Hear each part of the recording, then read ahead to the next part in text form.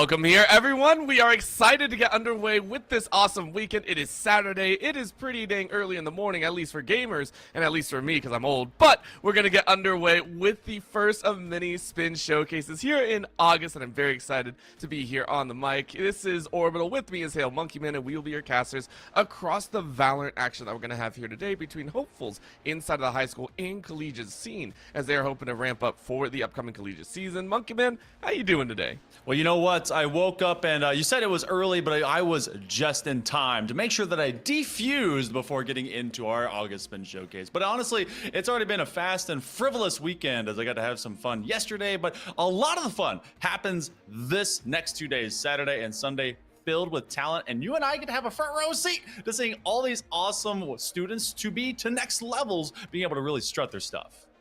And I think that's the best part is, you and I, we bang on this all the time, but it has to be said, is the fact that it's awesome that Stay Plugged In has been doing so much amazing work in terms of trying to get the high school scene going. I mean, we have so many leagues currently running as well nowadays. You can go to any high school and everyone's got an esports program, but also filtering into the collegiate scene as well, which I think is really dang cool. I mean, if I can bring out my cane and my walker and my Pepperidge Farm, it's just like, oh man, I remember the days of old where we didn't have that and everything, but honestly, it's been growing over the past few years, and I love the fact that we can still see people really enjoying getting into, maybe new genres or the old guard as well.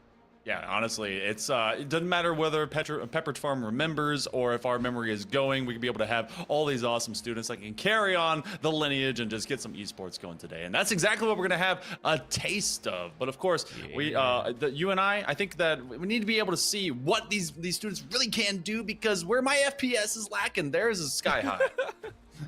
That's the best part. I mean, what was it? There was an 11-year-old that just hit, rank 1 in the Apex scene. That was wild to me. I'm like, man, I can barely hold anything. But really, we're getting hyped up as much as possible. But I think we need to chill out a little bit as we talk to you about what Stay Plugged In has to offer and what is going on currently in the scene. Stay Plugged In, of course, one of the leading esports recruiting platforms in the country, and creating an account and competing in this showcase, as you see here today, is actually completely free. With one of these free accounts, it allows you to search for collegiate esports programs and build your own esports brand early on within your own career, and also gain a competitive experience by competing within the Stay Plugged In online recruiting events, just like this one. Plus, if you want to take it a step further, our platinum plan at, a little bit less than a Twitch subscription fee at this point, will also make your search for colleges become pretty much unstoppable, which is awesome. You can go ahead and use your spin profile to keep track of your search for colleges, work within a recruiting specialist field to be able to bump your spin profile to a higher level. You can also check out the spin website, which includes contact info for exactly who you need to talk to be recruited, and then of course even speak directly to some of the college esports recruiters through the spin website within a very controlled environment. So if you're interested in that, go ahead and check them out at staypluggedin.com. Once again, that is staypluggedin.com, and start your journey to collegiate esports today. And of course, if you want to look good, feel good, and maybe even get yourself some awesome swag on the way to support your program, how about we check out our awesome sponsor, Emerge Apparel. The esports landscape, it can be overwhelming, and an environment for owners and directors that want new esports teams, leagues, clubs, and programs to thrive. Well, let Emerge take the burden of merchandising off your hands. Organizations of any kind can work with Emerge to create a custom online storefront with on-demand printing and fulfillment, all while generating revenue for their org. That's right, with Emerge Storefront, teams of any size can earn 50% of the proceeds from every single sale to put into their program. With a Booster Club storefront from Emerge, you never have to purchase and keep inventory or deal with the hassle of fulfilling orders. Replace stress with revenue and visit emergeapparel.gg. Make sure it's emergeapparel.gg and start the process of creating your own custom team shop today. And talking about customs, how about get some extra swag for your own lab setup? I think that's the best part. If you are just a newly introduced collegiate scene trying to build your own lab or trying to make sure you have the top end equipment, Spin can go ahead and provide your program a great space to compete in. Providing your students with the right equipment, software, and network can go ahead and set your team apart from the rest of the competition, especially in the scope of esports today. Stay Plugged In can help guide you through the physical design and layout of your institution's esports space, and ultimately construct the lab itself if you want to go that far, to help you engage more students through STEM learning, community building, and so much more. We have one of the many examples of Spin Lab in action actually ready to show you. That way you can kind of see what you're getting into. So let's go ahead and check that out. Today is the next step in the progress of building an esports program. We built our room. We are part of helping SMSA build their room, and today we're having our first in-person scrimmage. That excitement that other sporting events, we're now going to get that. So it makes that connection for kids. Like, this becomes part of their home. They feel a connection to it. They want to be here. All right, okay, I'll go run. Go off. Wait for it. Okay, run dead. Good. Oh. All right, I got run. The room is outstanding. We are so excited to have this esports room, the state-of-the-art equipment and technology to best support our learners have the best esports experience. When you're here, you just have as much fun as possible. You build a family, to be honest. All right, I got run. We have, I got mercy.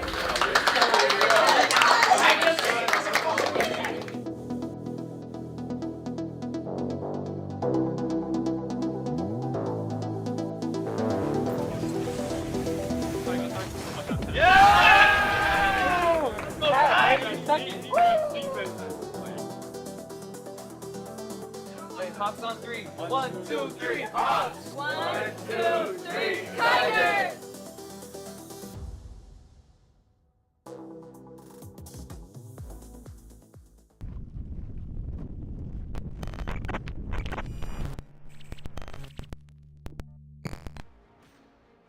I mean, if that doesn't get you hyped up to get your own collegiate program up and running, I don't know what does. If you are interested in getting your own custom lab made and go ahead and get started in that program, go ahead and send an inquiry over to Renee at staypluggedin.gg. That is once again Renee, R-E-N-E, at staypluggedin.gg to find out more. So let's go ahead and get you in and build something great together with the Spin STEM Labs. I think it's awesome that we get to see that level of commitment from a lot of organizations as well, Stay Plugged In, who are constantly trying to help improve and support those in the esports scene.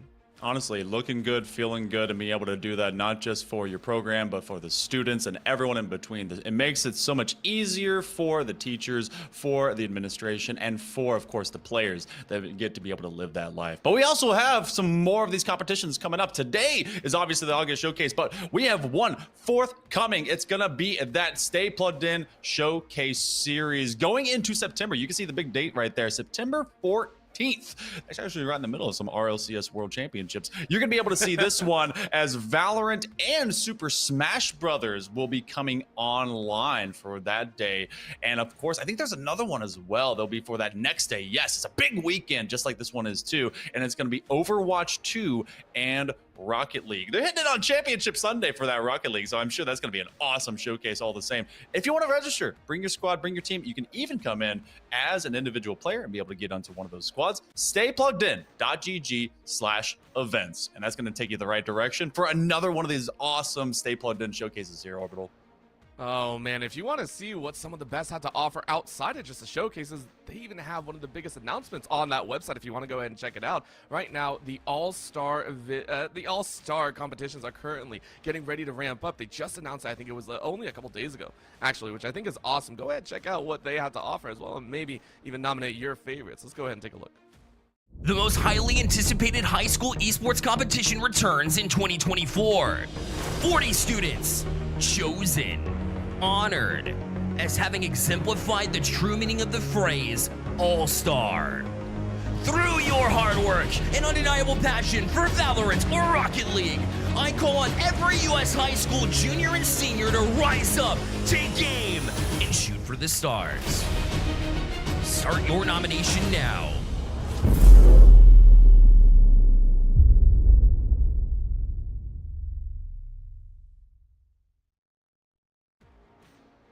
I mean, if that doesn't get you freaking hype, I don't know what does. Oh, I've got goosebumps, man. My boy Barrel. I got chills. I got chills. Promo. That was great. Oh my goodness. Nominate your students. You know that they're out there. They're leaders in their field. And of course, the best of their titles. Bring them in. It was a banger last year. It's going to be an explosion this year. I know it's going to be awesome, Orbital. I'm more than excited, but of course, with all that being said, and we appreciate you for going ahead and listening in, we have action for you here today, and that's what we are ramping up for. We're waiting for some of the teams, and they are now ready to play. Some of the teams that are currently competing here is Dreamland, Cheese, Gorillas in the Mist, Miracle, as well as the first match that we're going to watch here in this double elimination bracket with best of ones on the line. It is going to be Jeremy Fragrance Fan Club and Starlight to start us off. Yeah, this is going to be a heck of a matchup. Jeremy Fragrance Fan Club actually showcasing a couple of few players that we get to see at that star level. Mookie and Leone have come in hot in previous showcases. And of course, there is some Sprite Chills that we get to have a little bit before. And Starlight, this is going to be, I think, a difficult start for them as well. But they do have them on the ropes to begin with because Starlight is going to be starting on attack. And that is actually the more favorable position because Haven is that 3-side split. And even with it being as measured as it has been and kind of dissected to Kingdom Come, you still have to be able to separate your forces personnel-wise if you're on the receiving end of this. So we're gonna go into, it's a best of one, people. So what's really kind of stand out to you? Because the thing that does to me, I'm seeing Speed Demon on that Yoru, but I've seen that a lot more often because of the gate crash teleport to be able to support those sudden hits on sites. Well, it's not just that, it's the double duelist style. Whenever you're on the defensive, you love having that kind of individual talent to step forward, and that's what I actually really like to see. Whenever I have a double duelist situation, I want to see them be fast, I want to see them be aggressive, and I want to see them utilizing their kits to the full extent. Everyone knows if you have a duelist, you want them to do duelist things, and that has to be playing at a very exceptional level. On the defensive end, it brings it more to a net neutral attack versus attack if you're playing it correctly. But that is what my eyes are on. I love the fact that you pointed out, but water on the jet will be another piece. And then they also opted for a lot of information gathering. The Cypher plus the Sova, these are not really smoke off, keep you at bay. This is, we are going to gather so much information and basically unleash our primary carries.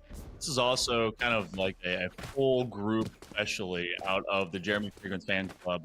We're going to just call them JF Fan Club. Thank you so much, production, for shortening that for us. A lot of seniors that are looking for that next level program to go for in their academic career.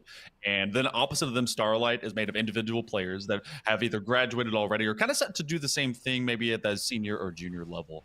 I want to see, especially from the JF Fan Club, Mookie been so consistent over the last several competitions that I've seen them in. I want to see if that continues to be the same thing, but it's going to be attack coming out of Starlight to start things off, and it looks like they're going to at least lean, poke, see if they can get some picks here towards A.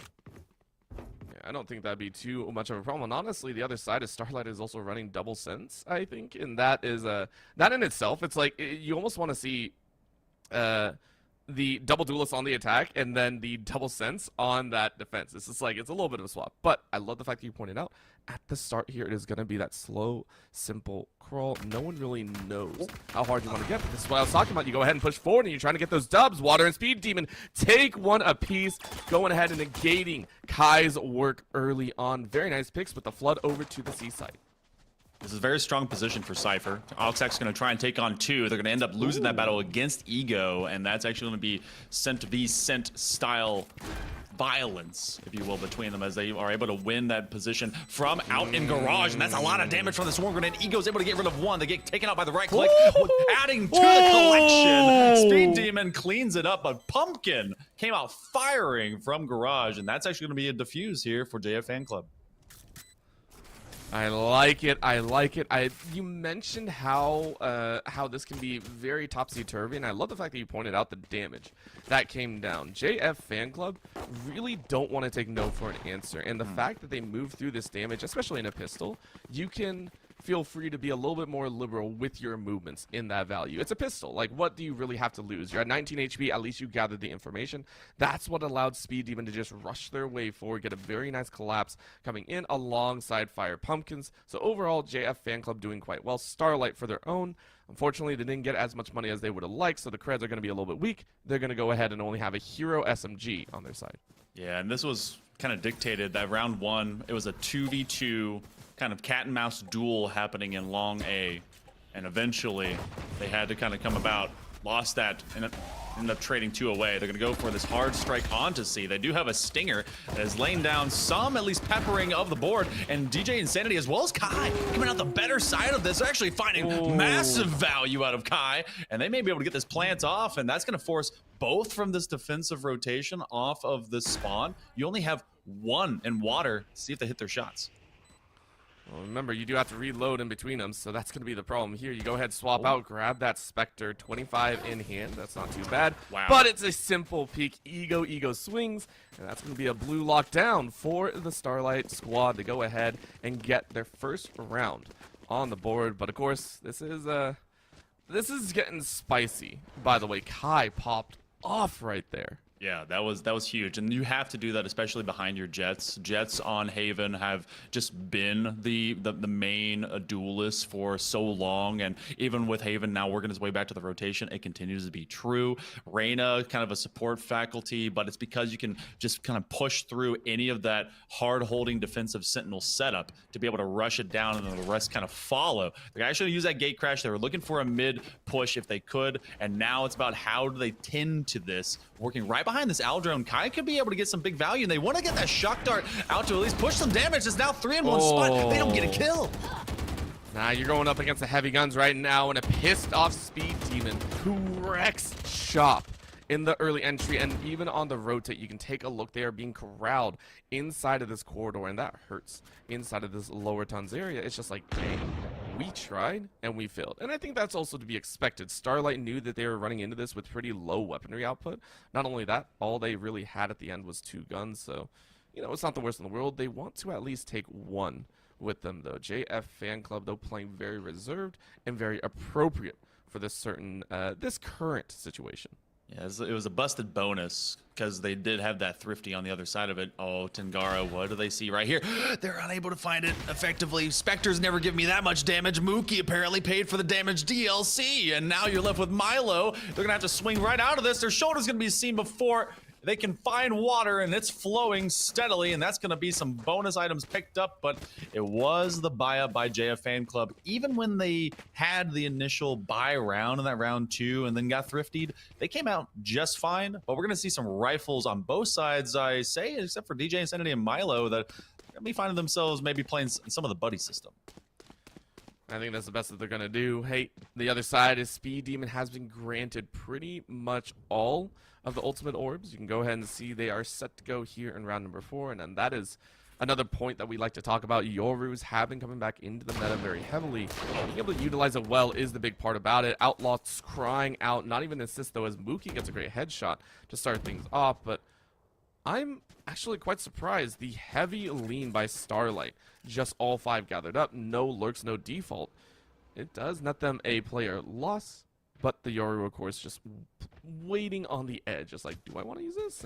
Not really, so we'll see how they go. JF Fan Club spread out appropriately. It's kind of that pick, just the pick, just to see if you can be able to flex off of one, and then they're dry running through these smokes. It happened kind of late term into A on the previous round. Yeah, that was a bit of garbage time, but Kai's punishing if they want to do it again, and they did so in B, so you've leaned into 2 lanes, and this is pretty much, you know, sold their hand, especially because you have 2 tripwires. They know exactly who's going to be busting through, and OxX is going to play right behind this big double box. There goes Spike, and now you have 1 from distance. They have down to 2, and even off of this fault line, OxX, this is their fortress of solitude, and it's made of dubs. Milo finds 1, but then they get crunched, and that's going to be a 3rd for the JF Fan Club.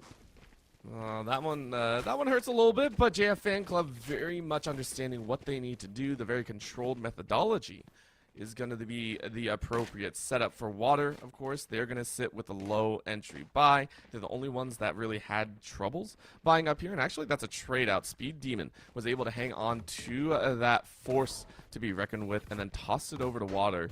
So we're going to be keeping track of where water decides to go. This time around, Starlight, though, full buying out as much as they can. They go ahead and get some vandals, but the short shields on their ends is going to leave things a little bit wanting, and this is the default that we are hoping for. Look at this read. Oh my goodness, that's massive. Ego, there was 3 people all stacked up in the hay bales just outside garage. What a read. They knew that they leaned to C, so they were testing them. Are you going to at least peek out to that B window side? So now water's going to be posted up here, and look how they are still running up mid. but not as heavily as they were before. There's no pace here, Orbital, and I feel like that really runs against them because it's allowing Water to just go and find these thin little pixel cracks, and they get another kill. I don't think it's going to stop anytime soon. I'll be honest. The fan club is just like, we fanning out here. We having a grand old time. Meaning on the back end, though, a Speed Demon just rips through Milo. It's all left to one. It feels like Kai going to try their best. The Omen on the far end just waiting off in the wings there. The towers always might have something to say. As it looks like the information is going to go Oxx's way. And we're left with Kai, this lone Jet player. And it's Water to go ahead and say, I am the better Jet. 3K. For the side of JF Fan Club. Yeah, this one was dusted from the very first, 5 seconds? Off that op kill, they couldn't flex anything. They had decidedly wanted to go up mid. And from there, once they lost a man, and they even with that operator presence, they just were unable to unseat Water. Which I know, Water kind of does its own thing. You're really unable to compress it more than what Water wants to be. Its volume is set, but I feel like you can move it. They didn't put any flash pressure, no smoke pressure, and so Water just kind of ran unabated. So the first 5 rounds dominated right now by the Jeremy Fragrance Fan Club, and we bust out the blades to see if maybe we can turn the tide. I mean, you're in a save. You might as well. There's no reason not to. That's why you have the Jet ultimate. Right now, though, it is going to be that question. Very nice blind, and you cut them down with the Sand Speed Demon, though. It's going to get traded out as Milo and Tengar are able to fire right back. It's a hard rush onto the C side. Can Fire Pumpkins fan them out? Will the Flames go ahead and claim more lives? Mookie and EJ going to find each. The blind, though, is going to do so much work as the rush from Starlight yields results. And it's only going to be Water left with one of the worst guns for a 3v1 situation. Quick snap through, that's going to be a shorty, but it's not going to work as DJ Insanity cleans up, and Starlight, once again in a round that they shouldn't have won, get a thrifty victory. I guess Starlight just needs to be thrown a thrifty. They are 100% on thrifty rounds so far. So make sure you're not supposed to win and then win. So I don't know how the math checks out, how the statistics will eventually rack out there, but through the first half, Jeremy Fragrance Fan Club, they've got all their ultimates. They've got pretty much every option that they need, and I'm going to be curious when they start really weaponizing Speed Demon's Dimensional Drift, if they need to find some extra intel. But Starlight has shown their hand a little bit more often than maybe JF Fan Club was really expecting. Operator, that's going to be the Dragon Shot, goes straight through the chest cavity of Kai, and they're going to be breathing weird and limping around, going to that next round. They even repeat to see if they can get ego. They drew the Hunter Siri, which honestly is a big dub for the side of JF Fan Club, because they got 5 and they're going to answer right back. An annoyance factor shot right back across the board. I don't think it really lands on anyone, so that's just a little bit of a test. However, what they're doing is going to slow down this plant style, as this is a 5v4 situation. Down goes that Spike. Speed Demon in the top ropes inside of heaven, trying to rain down hell. And Fire Pumpkins is, of course, going to get one before burning out here Milo with a great utility hold. But Speed Demon is still firing away. That heaven was never cleared, and so it's going to be a problem for them to fight for. DJ Insanity, though, pulling some Insanity, trying to hold off as best they can. Speed Demon and Water send them all to a grave, and that's JF Fan Club to get another round. One more away from the halfway point. That's beautiful work, honestly. The answering ultimate for ultimate, that's more of an ego challenge than anything, but they knew they were also all screaming in from that sewer position, so it was really as funneled of a situation as you could find in favor of the JF Fan Club. So Starlight, I mean, that was one of our few that's been even rifles, and even so, they were unable to do much. Especially, I didn't even see that Oxx had activated their neural theft until way late, and that's when they identified they were in that back kind of top sewer corner. So Starlight left chasing tail, getting on the back end of rounds gathered here on the attacking half isn't a great sign. If you can get to at least 4, be able to kind of balance things out. I do like they're leaving ego behind here out in mid. You had talked about no lurker and maybe looking for some of those positions. But Water, you got to get through them first. Sometimes it can be hard. I mean, those tsunamis cause some problems there. Yeah. It might as well be a harbor rolling on through there, but it's not going to happen too quickly because it's only a quick peek. Starlight, they did this before, but they sent a few lurkers on the other end. Take a look at mid right now. The KJ is trying to hunt out. Take a look at B can be the answer. And I think that's a really, really good call. You're hoping for a rotate kill, but it's not going to happen. Once again, JF Fan Club are playing very, very appropriate. They know that as soon as Starlight have that safe position, they tend to get a little bit wonky with their plays. But that's the peak that you want. Ego finds one, trades out their life, but that's still a very nice opening because you drop it to a 3v4. They could actually, if they really think they can, flex back over to C. Tengar is actually hoping to help them out by maybe getting a pick, baiting something. They haven't been able to use their paranoia to a full effect, and that operator is making sure they understand this ain't going to be a free site to kick. So A is where JF Fan Club wants to funnel the squad to. The composition that Starlight brought in is actually really built for success on A, especially for hell control with that aftershock. So you can find a lot from this. They're going to wait until about the 15-second mark, rush this down. They've got to get that spike planted. It looks like they're going to be able to, but JF Fan Club have been very confident about their post-plant defuse. He's going to be more than happy about it. But here comes the fun part. In goes Speed Demons. Look at all the information. Hey, I found one. Going down ramp. That's a catch, though. Milo says, nah, you don't get that one for free. Rip open that dimensional drift to say what's up. DJ Insanity with a hard spray through the smoke says thank you very much, and he's down to a 2v2 situation favoring them, but Water still crushes in a 4K, ensuring that the ultimates do not go to waste, and that'll be the dub for them. I know that you guys don't see me with my 4 digits waving in the air, but I'm pretty sure that's a similar fashion as Water's literally just waving goodbye to Starlight right now, pressing out from main, and undaunted, unfaltering at 11-4. 1 extra assist just because reasons, just to share with the rest of the squad. But they are looking so primed, and they've been flexing very well around what OxX as well as Mookie have been able to really provide to the table. Very balanced group so far. Obviously, like we said before, this is one of those squads they rolled in as a bunch of seniors. I think there's actually a junior amongst them as well.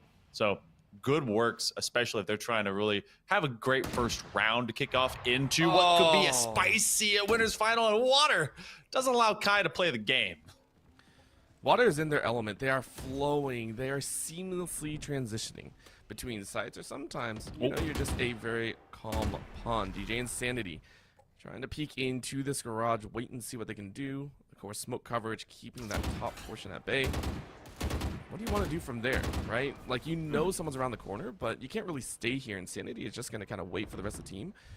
And look at that. The spray's coming out here. Pumpkin is ready to round out this corner, and this peek could be nasty as Mookie is able to draw attention and allow Fire Pumpkins to get the secondary. Starlight left with only 2 and not much else in the bucket because the spike is currently down.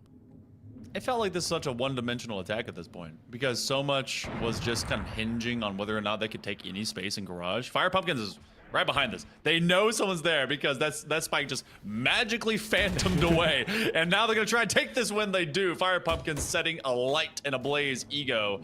Milo hoping that anyone peaks just long enough. They actually get a very nice flashpoint timing.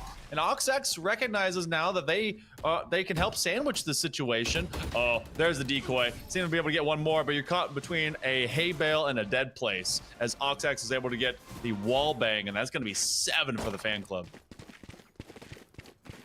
You know, I mentioned before how the double duelist composition can almost breed aggressiveness, and I really like this.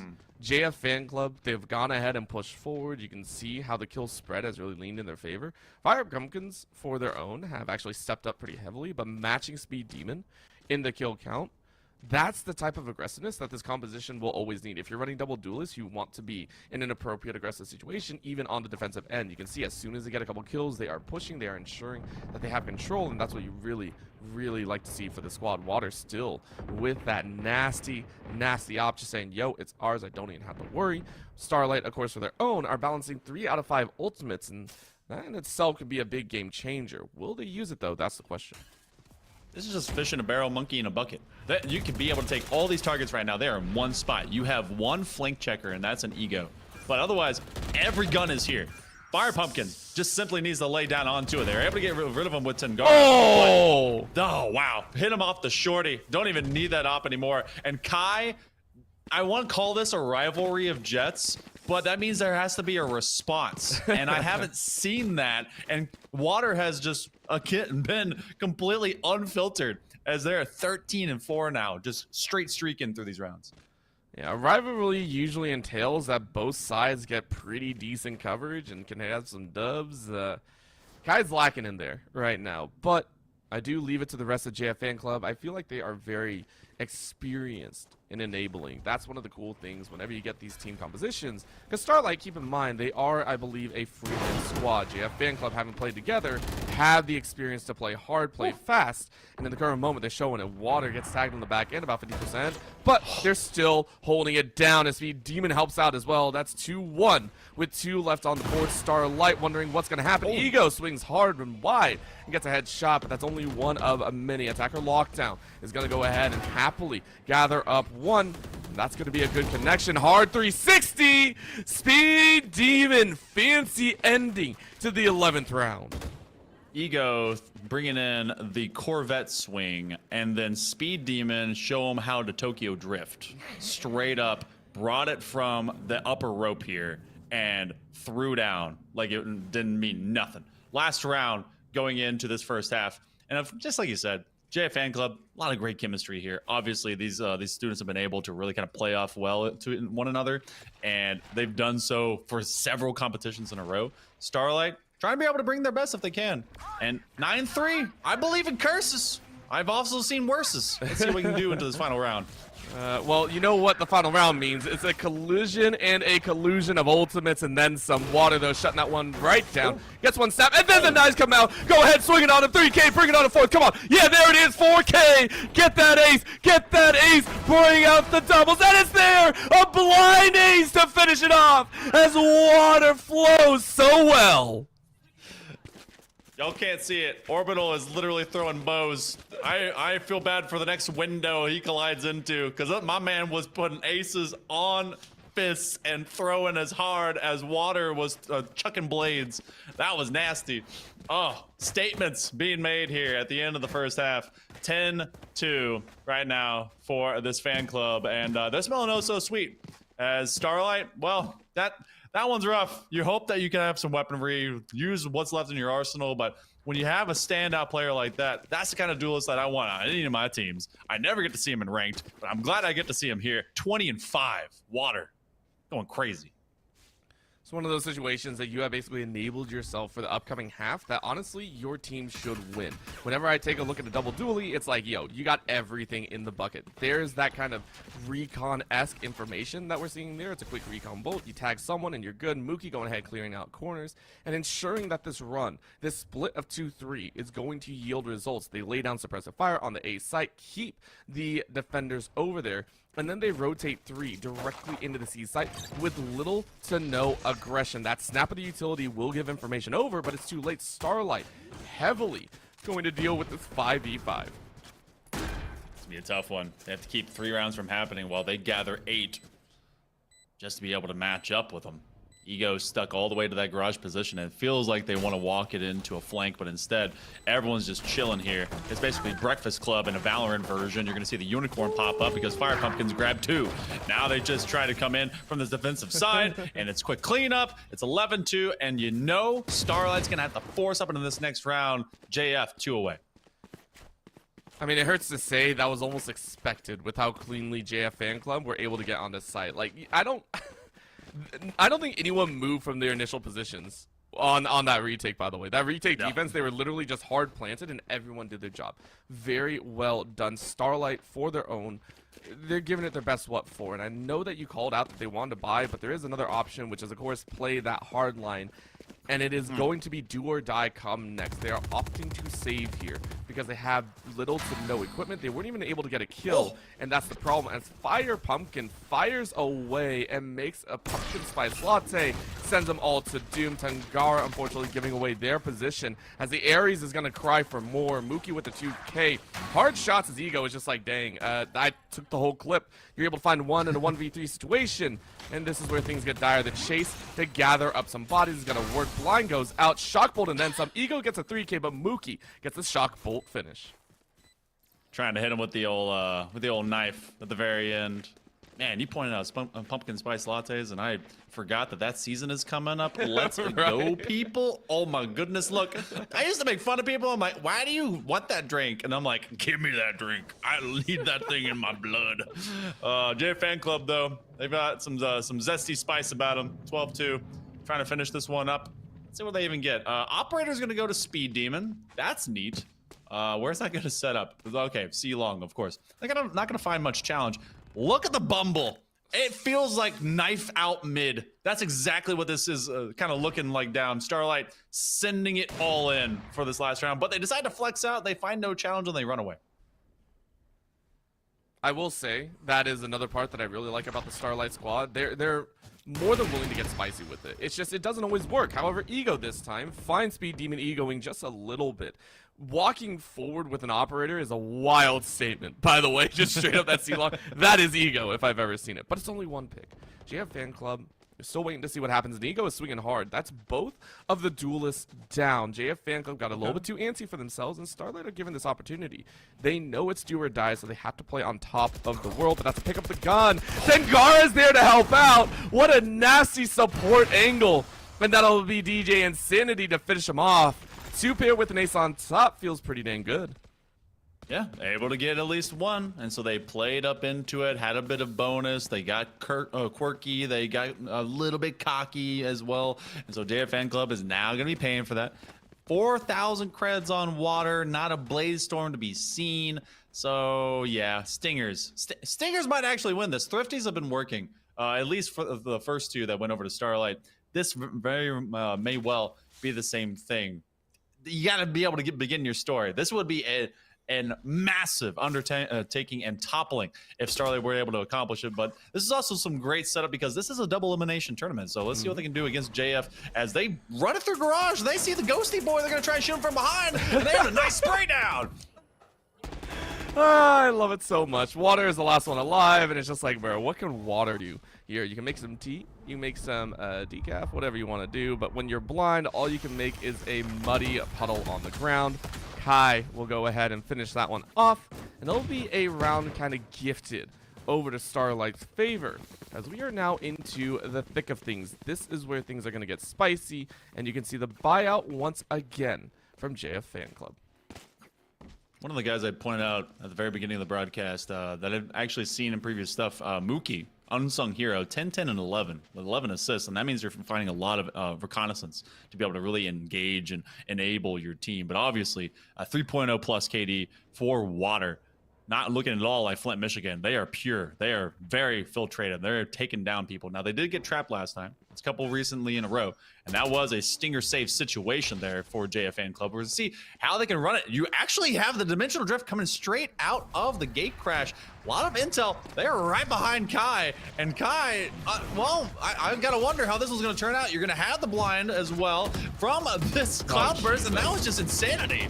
Well, that's the best way to throw a team like Starlight off their tracks. Go ahead, throw a little bit of chaos in the mix, and that's the way to do it. Sometimes the fan club's got to run a little bit wild, and they want to get their favorite people around.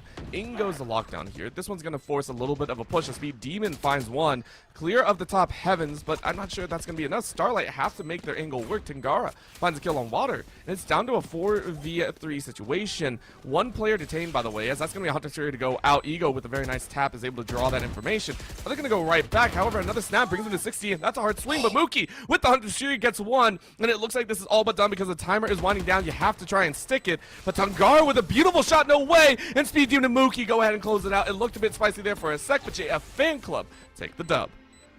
The extra shots, I was surprised that wasn't initially accomplished off of the Cypher spin, but they got it done with Electric Bliss at the very end of all. Shock Dart as well as Hunter's Fury from Mookie, but it was Water who really was the biggest highlight of this first spin showcase round. 21-8 with a 335 ACS. Pumpkin, Speed Demon, everyone playing their part to full effect for the side of the JF Fan Club. Not to take away some key moments that were starting to really turn things around for Starlight, but Ego and the gang really couldn't do too much with it. 13-4 though, that's kind of what we expect in these early rounds, especially for these showcases.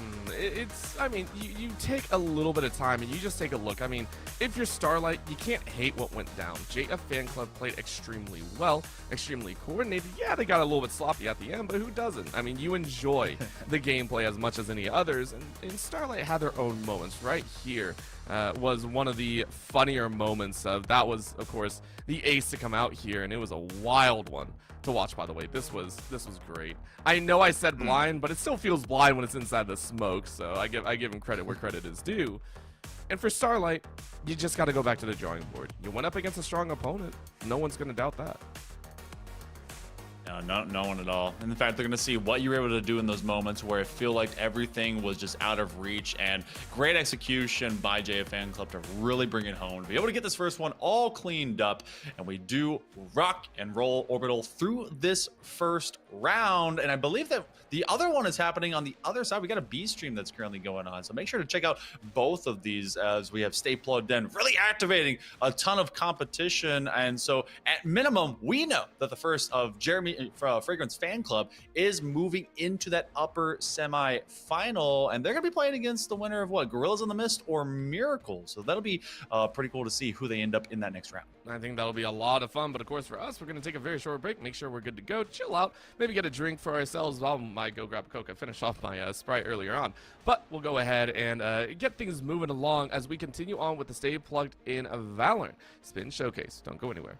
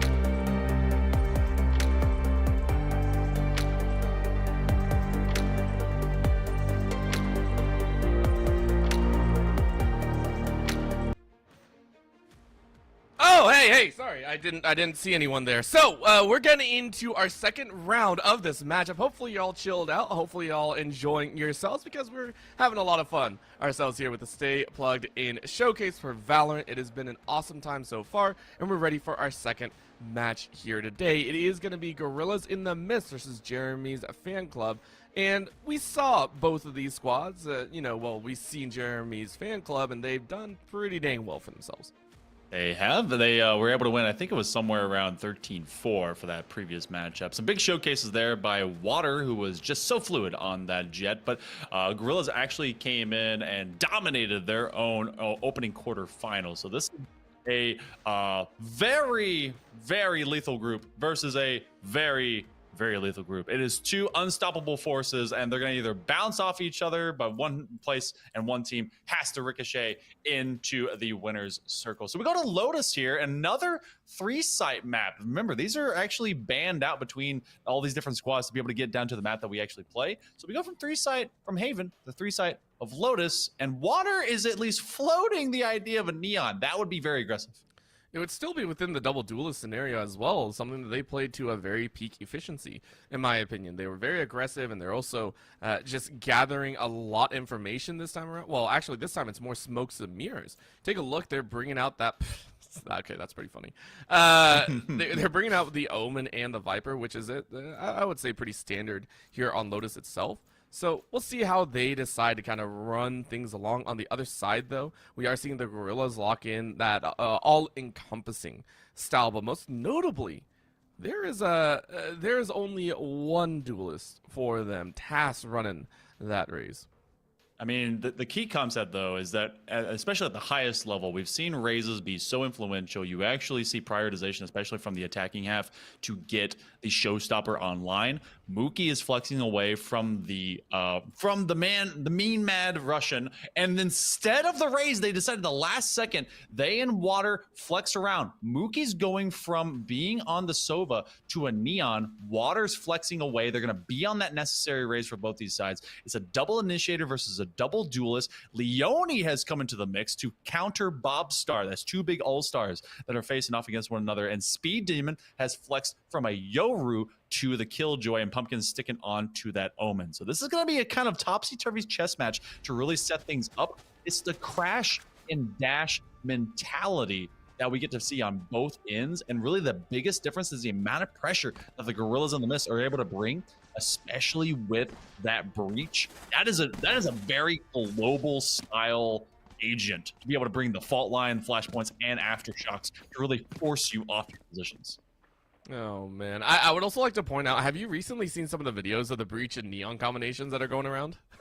I have. It's actually kind of nasty. So funny. Yeah. It's so funny. And that's why I was like, I'm so excited. And then it's like, we get them on opposite sides. But we're going to have a fun time either way. It is JF Fan Club going up against the Gorillas for a chance at the winners finals. We're going to see who comes out on top, as we already got the fan club setting up in a default position, 1-3-1. This is one that we see all the time. Gorillas for their own, though, kind of beating their chest and running forward, but Mookie's ready for them. Takes two by losing one, and then Leon follows up right behind. That's a two-piece on two ends, leaving it to a 1v3.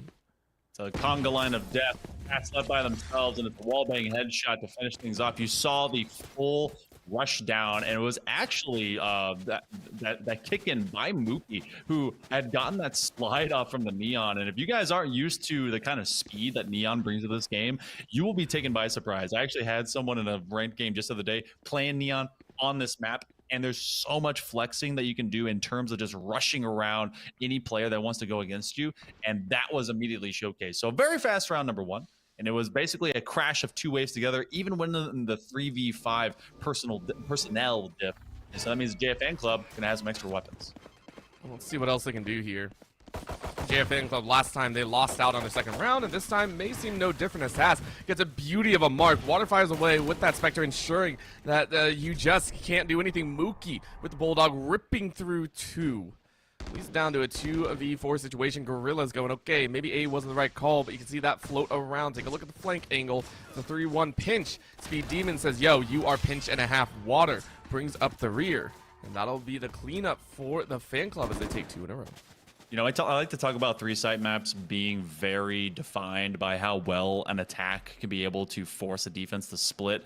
But when you really corral the forthcoming attack into some of these starting positions, it's one of those just tough cages to have to break out in. That's why you see so much run-up pressure from out and rubble and from column to make sure that you never get out of the A position. And especially whenever you don't have the weapons. This is actually going to be a very strong position, even with those extra paint shells by Gorillas to be able to get that one. They dropped all of one. Got a bonus for walking into this, and look at how they're doing. Try and find them here on C. Of course, Mound might play a huge part about that one. Leon sent them all to the grave here, even with the short buy. Said, yo, who's got a thrifty? I got a thrifty. I got a dub and a half. That's going to be a couple in the bucket, and they're still free firing. The fact that Preacher and Roblox just got those kills is a testament to the skill of the fan club. And right now it's a 1v2, which honestly still feels like it can make a pretty big difference. Speed Demon gets tagged for 50. That's going to be a problem. You just go ahead and derp your way to a round victory. Gorillas get the first on the board. Poor Leone was playing the bot strafe simulator on hard mode. Could not get that. Couldn't get Preacha to save their life when it came to fighting back and forth around Mount off of the sheriff shots, and unfortunately that pays dividends much better over to Gorillas in the midst. And so far Mookie has actually been good. 2 for the first 2 rounds, and at least 1 into that one. They played as a distraction, sliding in and out from that doorway. We're gonna have rifles, but we have an overdrive already online. You see that TAS is also 1 orb away from having their showstopper, and that could be some counterplay between those 2 ultimates if they find each other on this map. But look how quickly they've run up to A. We're going to see a hard flank coming right around the backside of B.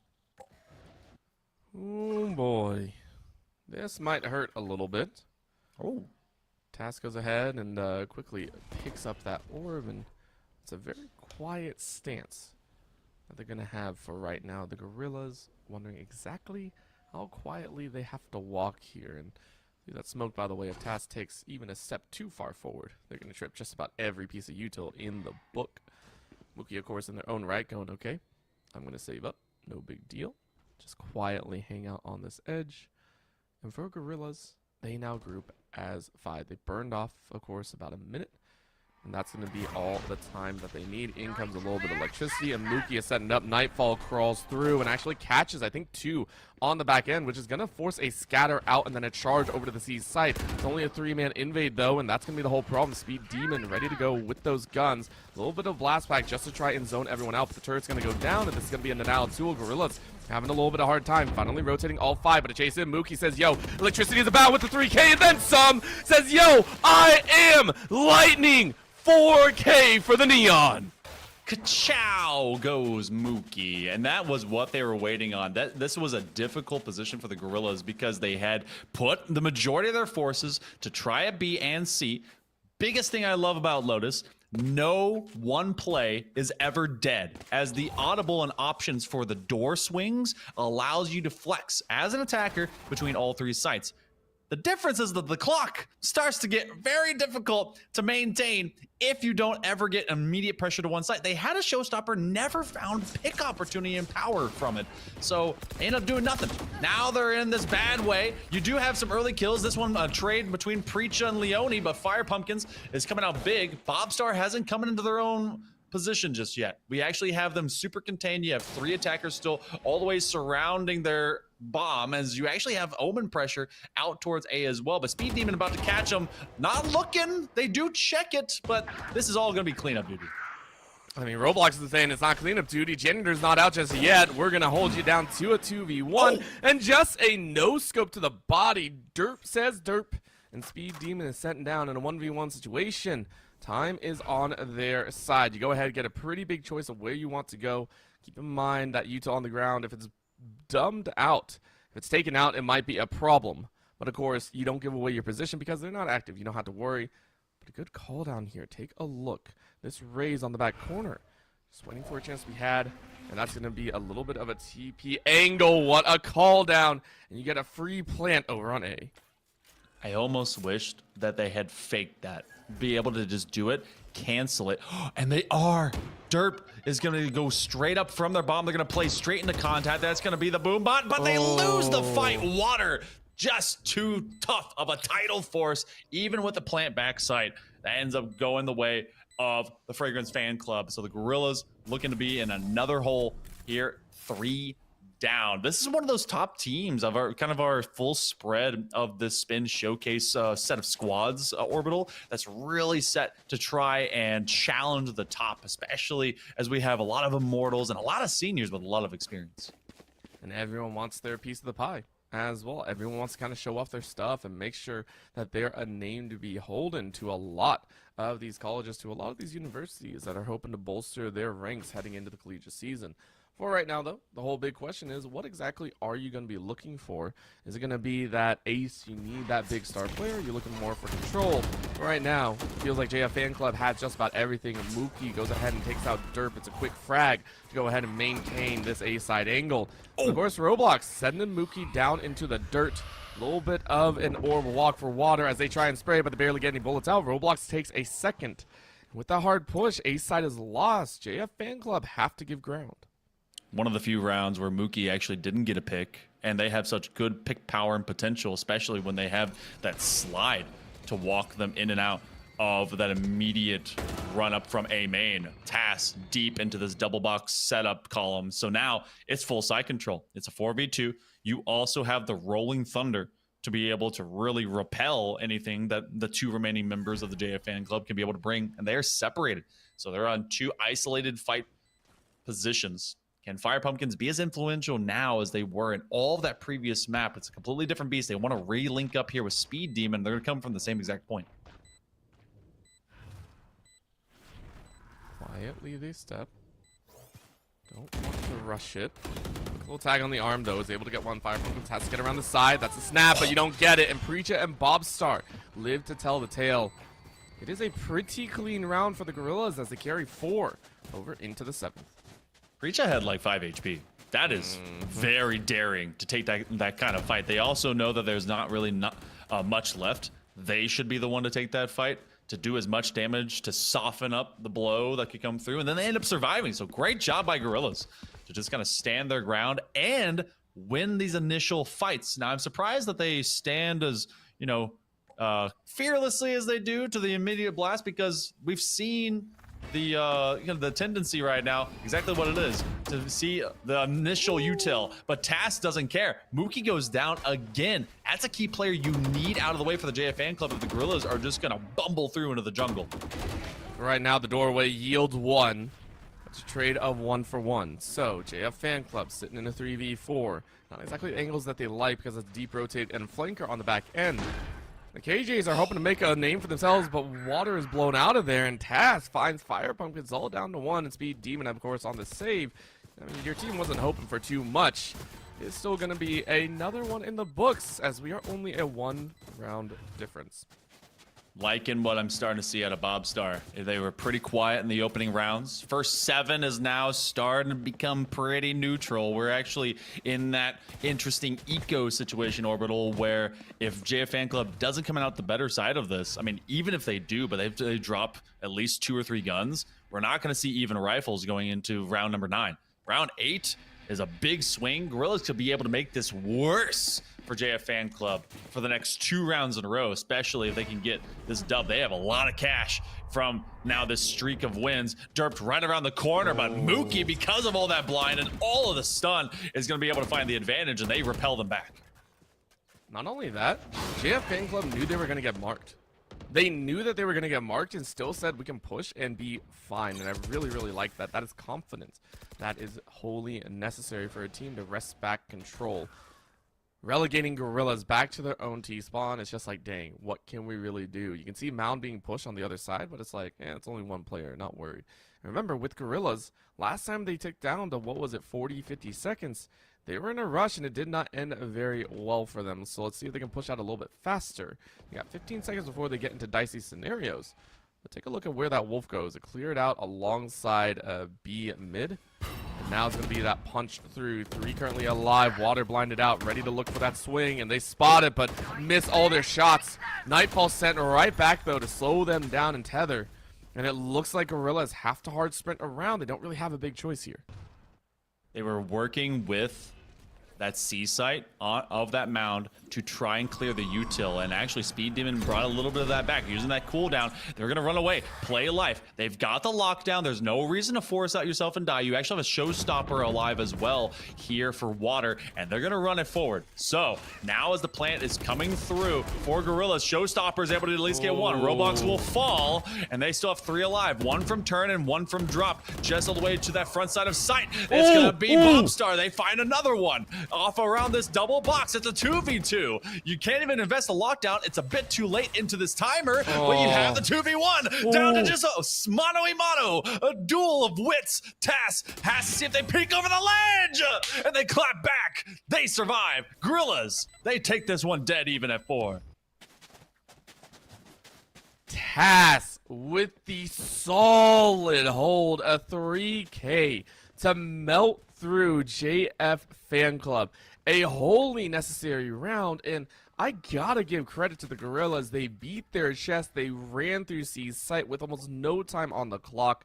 JF Fan Club tried a dire rush, and it just did not work in their favor. So now, as you mentioned before, it's gun round time for the Gorillas, and they feel like they can finally take the lead. In goes a little bit of a catch, though, as a denial tool slows down this A-side push, and it's once again a pretty heavy flank. C side completely cleared. Gorillas still waiting for the opportunity. A little bit of a swing there. Mookie saying maybe it's our chance, but Tass says no. It's all of ours. It's only 1 in place of 3. They were looking for 1 pick so they could go overdrive, and they did it with kind of a cheap weapon, but not from that fighting position. The back end of that Rebel was not going to give them enough, especially with the distance that the Gorillas can fight with. They went down to 1 player, but they had a lot of cash to be able to build right back up into rifles. So they do pick up 1 that fell on the ground. Fire Pumpkins, it's the same situation. Fire Pumpkins and Speed Demon working together again. The key difference here is we have 3 in tree, and you have 1 at top end of rope. So if Fire Pumpkins gets at least a pick here, maybe huge. Oh, they don't get as the smoke drops down. Preacha finds them, and that leaves Speed Demon. Just see if they can get maybe some bonuses here. They got a free rifle out of this. Are they gonna save it, or are they just gonna go and find some final picks?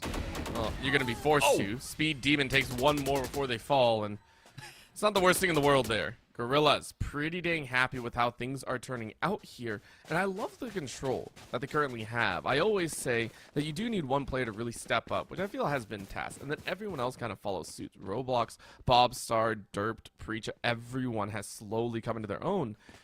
Of course, we want to see a continuous set of rounds. Yes, you have gotten 4, but if you can take this gun round out of JF Fan Club, all of a sudden, you look much stronger in the initial side. Yes, when you swap over to defensive, it's a problem with the double duelist. JF Fan Club might be able to run you over.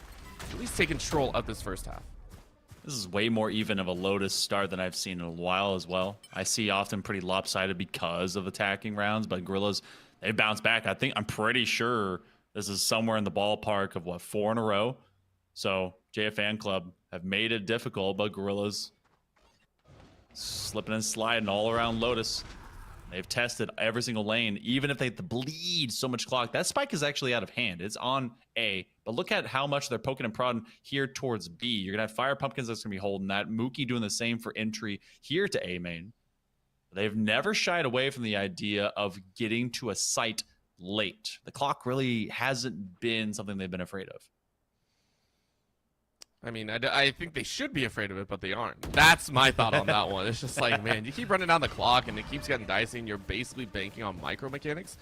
It's a thing to go for. Right now, though, the ace side is slowly going to be hit here. I say slowly, but they're rushing because they're down a little bit of time. Bobstar swings hard. Mookie is now dead. Great headshot there. 4 ultimates ready to go for the Gorillas to counter the 2 on the other side. It feels like it's going to be a lockdown for lockdown scenario, and it is. 1 goes down. 2nd might not be there. Pumpkins, though, sprays through that wall and is ready to find another, but Derp says, nah, you messed up. Water is able to trade 1 in respect, and it's a 3-3 situation. Preacher finds a KJ, but there's the lockdown that you want, and it's a freedom. The attackers get 2, and it wipes the rest of them. JF Fan Club went for the Hail Mary and missed. Oh, they were hoping to get to the lockdown, get rid of it, and find enough pressure, but it was so well defended. And, I mean, what a minimal investment, to be honest, because they have 4 ultimates that have been able to just build up here for this side of the Gorillas in the Mist. 1 lockdown, and I mean, JF Fan Club didn't invest on an ultimate to it, but they just couldn't really win that fight. And now look where they sit again. Mookie is going to have the overdrive. Last time we saw that, it was a 4K, but you actually had some weaponry to back him up. Gotta see how that goes. And they immediately bring it out. Mookie already finding a pick off of Derp, and now they're trying to find so much downward pressure outside of Mound and C. Of course, it's just going to be a little bit extra 3K, make it 4. That's the tag that you like. Roblox is able to fire away 2, gets 2 of their own. Gun comes out, though, as Mookie gets a 4th once again. That's another 4K from them, but it feels bad that for JF Fan Club, you have to have that ultimate to be able to turn the tides. I mean, we can say that. I've seen Blade Storms go nutty. It's just like for Jets, it's an eco ultimate. And even if you have to find a spark, literally from an overdrive to get them moving in the right direction, that's a reset. That's a restart, and it stops the streak of loss. 5 rounds in a row were gained by the Gorillas. We go into the final round of this first half. An operator in the hands of Dirt. That's interesting. They're going to try this from C Long on their Omen. That's a very aggressive position to try and take. Might as well give it a Hail Mary. Mookie, though, sends Task to the graveyard. Bobstar sends Mookie suit. And all of a sudden, things are looking a little bit dire. The flop did not really roll their way. Nightfall falls through. And this is going to be a hard spray. Water cannot get that spray down. You're running and gunning, and that doesn't exactly work anymore. Leon kind of blinded out here, spotted out. Let's Gorillas get that plant. It's 4v3 situation. Low HP, though, on the Gorillas side, is that's going to be the lockdown that we were talking about. And there's no way to really break it. So conceding ground for the Gorillas is going to be the name of the game. Take a look, though. 1 lockdown. They're going to try and sacrifice their life speed. Demon rushes through. That's going to be a lock of 1. Who else do they find? Leon finds Bobstar on their deathbed. Derp, though, was ready with the op, and Preacher was ready as well. It feels like it's all done here, as Leon is the last one standing. JF Fan Club have all been wiped out. The stands are no more. And the Gorillas go ahead and make another album, or do they? Leon wondering exactly what they need to do, but the time is running out. And I think that's going to be it. At this point, you're just hoping to pad the KDA, and that's going to be the finish. Gorillas go ahead and take an advantage here in the first half. Great timing on that late-term diffuse aggression. They knew that most people, they tap it and then they walk off. And you had, I think it was Derped hanging around boxes, allowing Preacha to actually go all the way back out to Mound. And look at how kind of top-heavy this the KD spread really is here for JF Fan Club. Obviously, you're getting Mookie activated, 16 and 9. They had 2 great rounds. I think that account for half of their kills, and both were off overdrives. And then Leone in the gang, everyone else, sub 500. That's actually kind of not a great defensive position, but when playing defense onto Lotus, especially at this rank level, you want that level of just minor diff. 6-6-7-5. They can rush this in a big way, Orbital, and I want to see what kind of pressure they get from a Neon Rays combo and see if they can just wedge out Gorillas from wherever they decide to defensively stand. The heavy entry to start here. Preacha gets blinded out. Really, really well done as the Fan Club tries to rush forward. 2 taking shots down the road. Preacha says nah, take 1 at least. Haas on point with the ghost. And it feels like it's a haunted house. Bobstar with Classic takes 1. It's down to a 2v2. Shot in the face, though, as Mookie is still alive. Marked for negation is a problem, though. Roblox finds one of their own. It's down to a 1v2. Mookie needs to have something, but I don't think it's going to work. He only got 49 HP, and it's 1 high, 1 low. Swing on 1, 2, and 3. Now you don't even have to worry about that one. You know the spike's down in the middle, and you're not even cheese. Take a look at that. It has to be a headshot. I'm not sure you're really gonna find it here. Mookie, 10 bullets left, and Roblox finishes it off. It'll be Gorillas to open up with a very quick pistol. I'm surprised. I wonder how much communication was actually given over. I was looking at Bobstar. Were they not low on HP? Did I not? I may have seen that wrong. Bobstar had like 2. Oh, yeah, so I was like, okay, so as long as a teammate is actually giving that over, you know someone's hecka weak. And if they're in a high-low, like even like a ad-libbed one in that position, you have spike. So, at worst, they have to run all the way around the door. So, kind of an interesting overt aggression. But I also see players a lot of the time, they'd rather go into the fight, especially in a pistol, than to stay back. So, Gorillas, they continue their winning ways. And JF Fan Club continues to scratch their head. They're going to be on the worser end of this current eco, as Preacha is all set up just like cages are ought to do. here on C, and they're going to try and see what they can get between these doors. All right, now those doors are speaking to him and saying, all right, listen, might not want to go through there. Tasked with probably the gaudiest gun in the game right now. It looks like they pulled it off a Lego side advertisement, but they'll be okay for the time being. JF Fan Club. Routing 4 and sending Mookie on a lone expedition to be that lurk. Trying to bait it out. Gets a little bit of a running start, but no one bites on the bait. It's a very, very well and controlled environment for the Gorillas. I give them a lot of credit for that one. But the slow walk is starting to cause problems here, as you can see the gentle footsteps rolling around here. The Gorillas just not exactly sure how this is going to go, and finally decide to send someone over to A. They realize that even though they took their time on B, maybe not always going to be the same. They have to check both doorways, and then they protect one another, trying to be able to get over to it before those paint shells can be thrown. Mookie, can he land a shot? Not a single one. Preacher and Tass come out the better. Flashpoint is just going to collect and connect and force down the Jeremy Fragrance Fan Club. So Gorillas really standing their ground, and obviously they have the better weapons. I liked the ability to adapt, to get creative between checking B. They had actually swung that door between B and C to mimic what the Gorillas in the Mist had done in the previous half of the same kind of attack. And then they went over towards A instead, and that forced the Gorillas to stay behind. But instead of just attacking A, which was a lot more free, they tried to get just maybe a little bit too smart. Right now for the Gorillas, it's just all in a day's work. It feels like this one, they are expecting to lose. However, they can make some magic happen in water. It's a great pick through the wall. Raise on raise action here, as they're going to be quite low, so Mobstar gets a freebie. And Roblox is able to follow up behind, and all of a sudden it's looking quite dire. Pumpkin, though, is able to fire right back with a pretty nice fire of their own. But Derp is sending them all to the graveyard, and Fan Club, for their own, are looking distraught. 2v1 situation, not impossible full HP for the Omens, but man, this is looking rough. You have to go ahead and get that spike. You pick it up inside of the smoke, and now you walk your way back. Gorillas are gonna have to try and defend against this one, which I think that they are going to be happy to do. Pumpkin might, in fact, no, they're gonna plan for backside. Okay, I thought they might take rope and try to run all the way to C. That would have been a heck of a marathon. Now they just have to win 2 gunfights. They've isolated them, and now it's a 1v1. Sharing 1 brain cell. 2 ghosty boys. Wearing the cow. Edgelords galore. Where do they find this? Oh, and it's going to be a win! 4K for Fire Pumpkins. And they finally stem the bleeding. JF Fan Club gets on the board here in the second half. It took them a while, but they have finally found their rhythm. And that was a hefty one, by the way. Yeah. This is not going to be easy coming into the 4th year. They lost just about everyone. By all rights, they should have lost.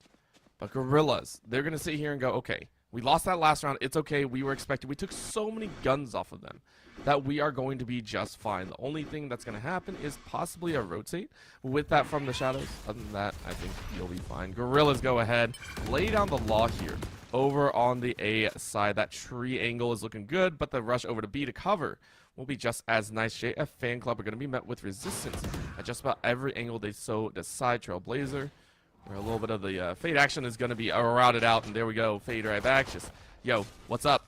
I got nothing for you. You got nothing for me. Let's just go right back to our teams. I like this position out of Roblox because they also, as the breach, have the aftershock that is very wide and long. And to be able to have to plant, especially because you don't want to have to go into dip in front of heaven, you could be able to influence that in a big way. So if they're going to rush B, you're going to be met with damage. Look at this cheeky position out of Tass. I don't know if anyone's checked this, if they have any idea. Oh, seeing the gun tip, and then seeing the respawn. Seem to be able to get one more. Showstopper's online. They bring the boom cannon, and they're looking for another one. A 3K for Tass before finally being cleaned up by Pumpkins. That is a lot of damage done. They try to use that haunt to identify anyone out in this little pocket here, Orbital, but, I mean, they're trapped now on A. They either have to hard rush this through door, or they're going to have a marathon to run, and they don't have time. That just hurts. JF Fan Club. I mean, sometimes you got to haul butt for your favorite fans and for your favorite stands. At this point, it feels like the stands are fighting back here. 10 seconds left. At this point, you're just hoping for a couple frags. Everyone knows where you're at. Hard swing of 1. That's going to be shoddy to the body, and Roblox finishes it off. Double digits for the Gorillas in the mist, and I don't see them slowing down anytime soon. TAS literally turning that cheeky little play into a tool-assisted speed run to be able to get done with the latter end of that round.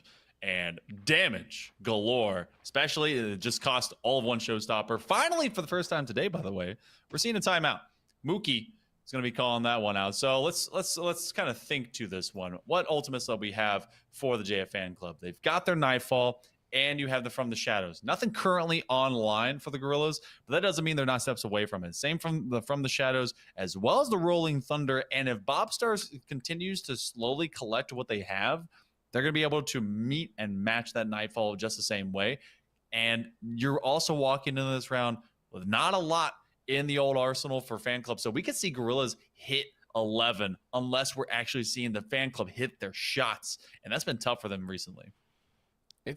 I don't know what happened. I mean, we also have to admit, JF Fan Club got off to a pretty nice start. It was, a couple rounds in their favor, and it felt like they were on fire. Mookie specifically was popping off, and then it feels like Gorilla just slowly collected their way forward, kind of gathered themselves up, slowed things down, and said it's all ours. And it was very, very well done. As well, it seems like they haven't really stopped in the meantime. I love the fact that you pointed out that it is ultimates galore for the Fan Club. I mean, 2 is more than 0 on the other side. So for Fan Club, they can try and turn things around. Gorillas, though, this is a spicy walk forward, and you pick up 3! TAS with the tool-assisted speedrun of death right there. Leon is able to grab 1, but it's a small consolation prize, and Gorilla's like, yo, what's up? Good for at least 3 in the last couple of rounds is TAS. Really just proving that AI is destroying all of humanity in as fast as possible ways. Leone does at least have all of a Vandal now, and some chip damage is going to make this one tough for the Salsa, but Gorillas in a fantastic spot as we have a Rolling Thunder online. Really not too much to work with. They're going to play the Buddy Cop movie. You have 1 that's over into tree, 2 on C. They're expecting a deeper rotation. Man, Orbital, this one was dead as soon as they kind of walked in the door. They had those sheriffs, but you don't have the same kind of full auto diff that comes with that AR. And so now they're going to see what they can get off of maybe just some quick trading pressure. Can't even get outside the door. They at least get past roadblocks. Yeah, that's another way to do it, is just kind of barrel stuff someone and pray to God that you get a kill. Right now, though, in a 1v3, you don't have much to play for. Tagged on the leg, slowed down. At least there's not a hamstring hit. And it's down to 1 HP. The decay is more than enough, and that's a flyby. Derped with the judge sends 1 more down to the gallows, and that'll be a finish. Gorillas 2 away from moving on. It was an anti-eco against them, so Fan Club now, this is do or die if they want to stabilize the ship. You had said they had caught rhythm after we finally got that 3rd round of the second half dub, but it's all of 1 step. Need 2 to really start seeing the shimmy and sway the right way. JF Fan Club gotta find something rocking. We have not seen Mookie on the Neon really be as effective. They've not been able to combine that off of their rays. You have a Nightfall. I feel like they're gonna try and utilize that to really find some big AoE pressure here to see. Options there would be if they won it, but they have not won either of these sites in a while, and TAS has been a thorn in their side. They may spin that door open and force them to fight them. And, I don't think Gorillas want anything to do with it. They got time. They got a little bit of effort to work with. And I mean, with that Nightfall, it's like, okay, we don't really have to force anything. Derp just still being annoying with that low budget buy. And Roblox and TAS go ahead and send a few more to the Death Realm Fan Club. They have no fans and they have no club at this point. They got a solo member holding down the mound, and they're like, dang, well, this kind of sucks. 71 HP. Gorillas are making sweet chin music. And it just doesn't seem like it's going to stop. Speed Demon at this point playing the long angles, and that's going to be halfway. It's not going to stop. Body block, though, and that's going to be the finish because pros don't fake, but Gorillas, they pro a bit too hard, and GF Fan Club are gifted around. That was so close. I think I saw 0.37. That was just less than a millimeter. You could accidentally sneeze. You could breathe wrong, and that would have gone over the line to finally finish the defuse. They full on trusted in the body block situation that Roblox was setting up, but it's Speed Demon that came out, finding at least the hero's moment, a clutch up play, which is very few that we've seen today. So you gotta have it when you need it. JFan Club, though, that's all of one stop. Mookie, overdrive. They've been good for 4 last time. 2 times they've used it. Trying to be able to get a third. Man. Burns straight through the old cranium, and they're looking for that 4th right around the bend. I love the fact that Gorillas are kind of like residing themselves every time this comes out. Like, okay, we know the overdrive. We know the case. Make it a turkey, though. Get another 4K. There it is. There it is. It's straight up just a 4K. Third 4K for the likes, and there it is. Look at that. Bobstar's even like, yo, what up? Oh man, I mean, Halloween's coming up pretty fast. Apparently, you just need to have an overdrive, and you're good for 4 candies at every house. That's what you're gonna be able to get. So, JFan Club, a clutch from Speed Demon, which is funny to see Speed Demon not be on Neon because it's Neon, but you know. It's been working out. Water's been influential, not as much as they were on that Jet, and you use your main ultimate. You had said it before, you can't rely on just that. Roblox already setting up for the anti-haunt. Task trying to run it up deep, and really can't get too much because no one was holding the corner, and now they're welcoming the Gorillas into their domain.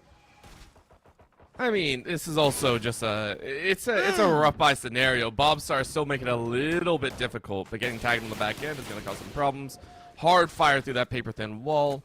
Not really going to bring much else to the table because the fan club says we go ahead and plant on the A site, and you will have to come to us. Gorillas in their own, still saying we don't have to worry too much. We still have plenty of time to work with and plenty of rounds to work with. So dropping this one, not the worst thing in the world, but a confidence boost.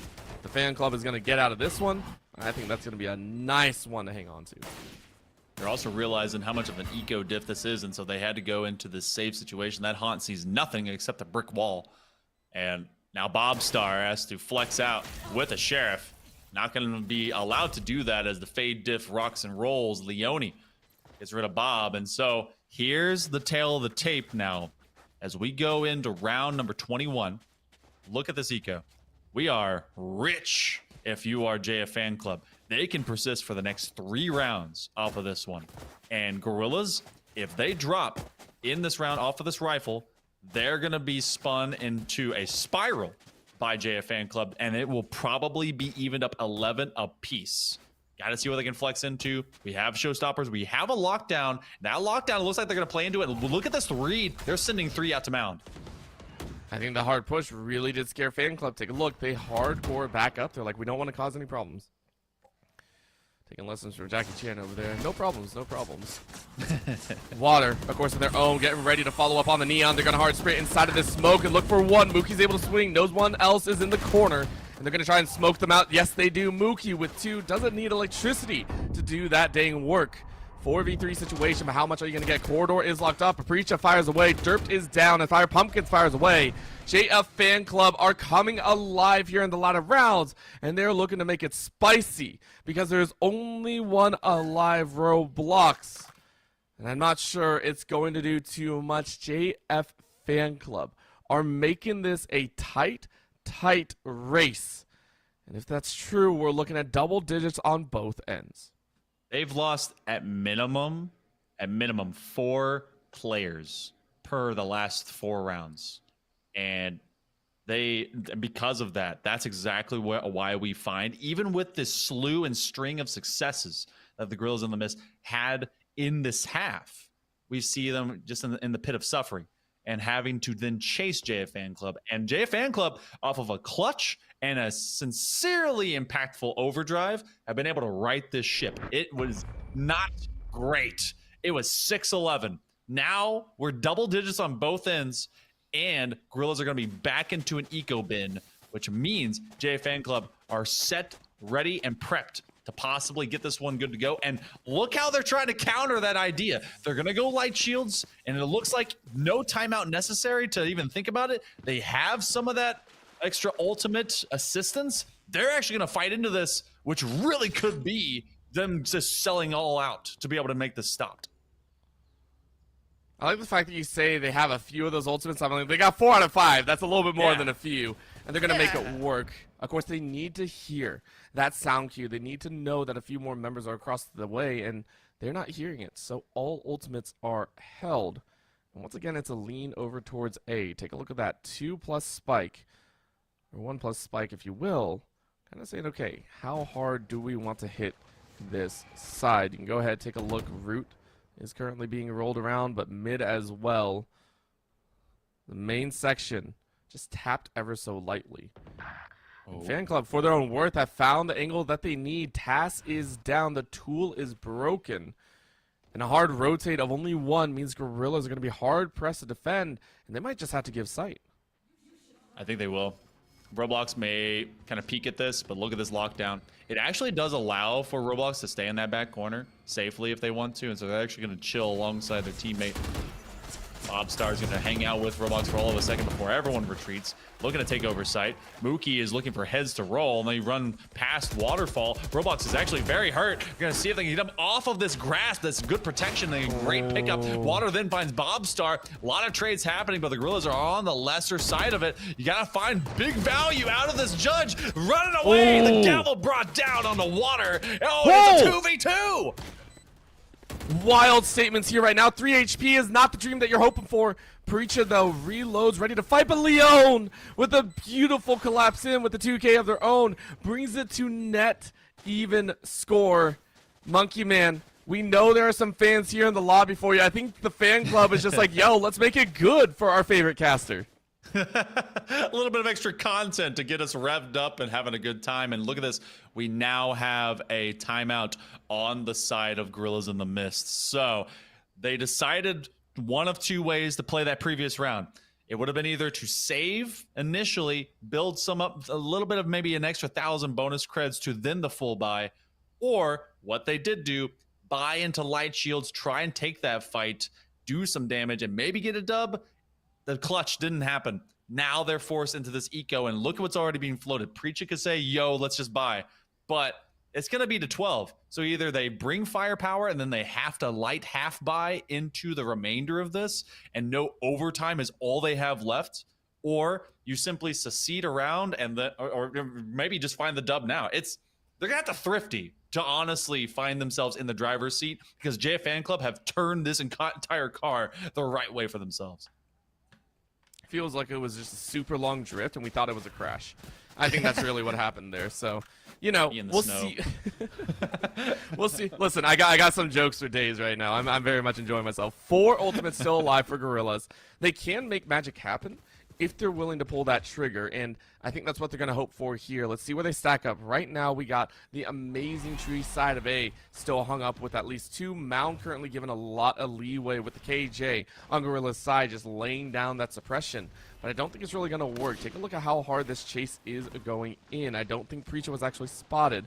That's going to chase over, and that's the call down. Take a look. 5 rotating heavy over to the C side. Mookie, though, ready to hard spray, and we know what happens with that overdrive.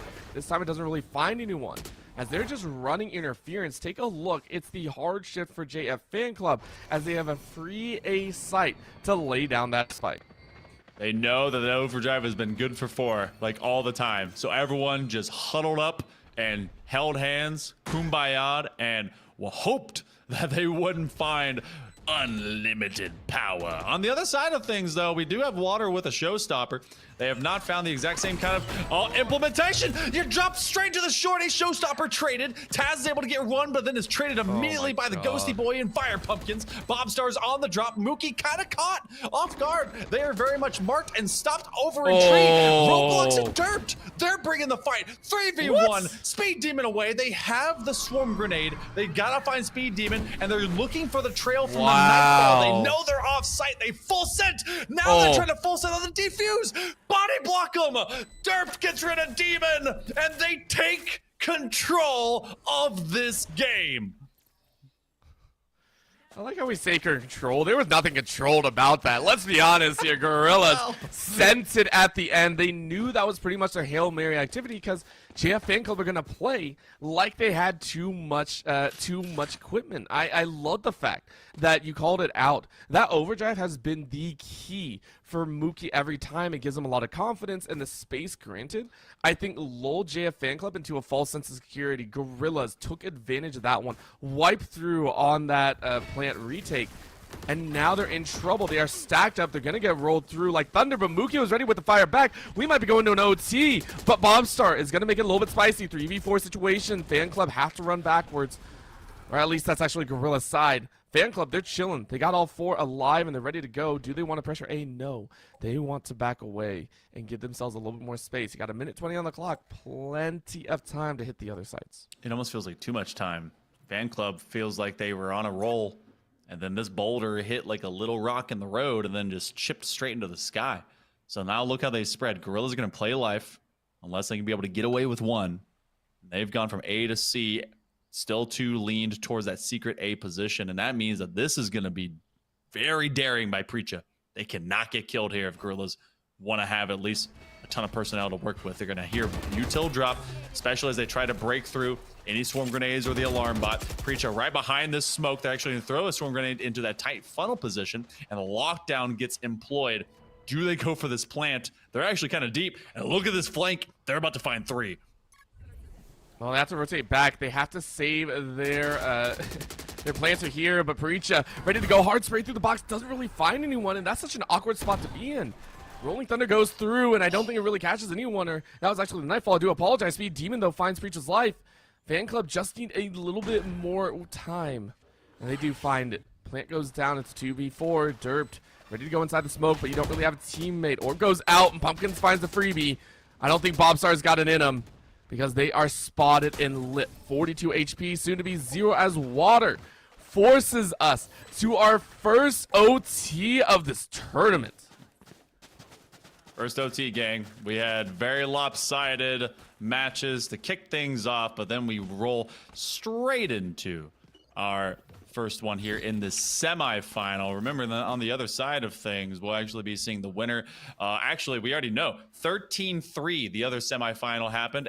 Cheese to beat Dreamland. So the winner of this one gets to face off against another, maybe even the top team in the entirety of this August Spin showcase. So now as we walk into it here, Orbital, on a single OT. It's win 2 in a row, and the job is done.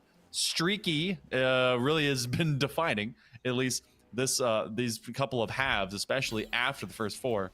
So Gorillas gotta take their turn, and it looks like they're gonna be able to just kind of run it down A. Since they don't sense any of that util dump and pressure, they're just gonna try and take over some space.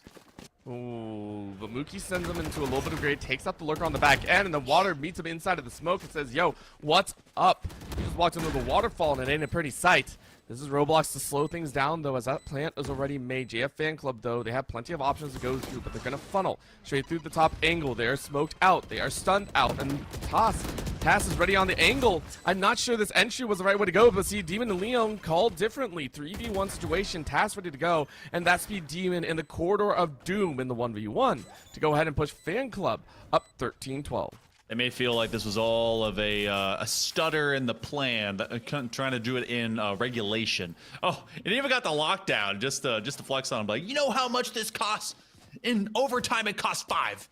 Here you go. So, Gorillas, now they're on elimination. Well, maybe not elimination point, but loser of this match does go to the lower bracket. It's a double elimination bracket. See how they bounce back.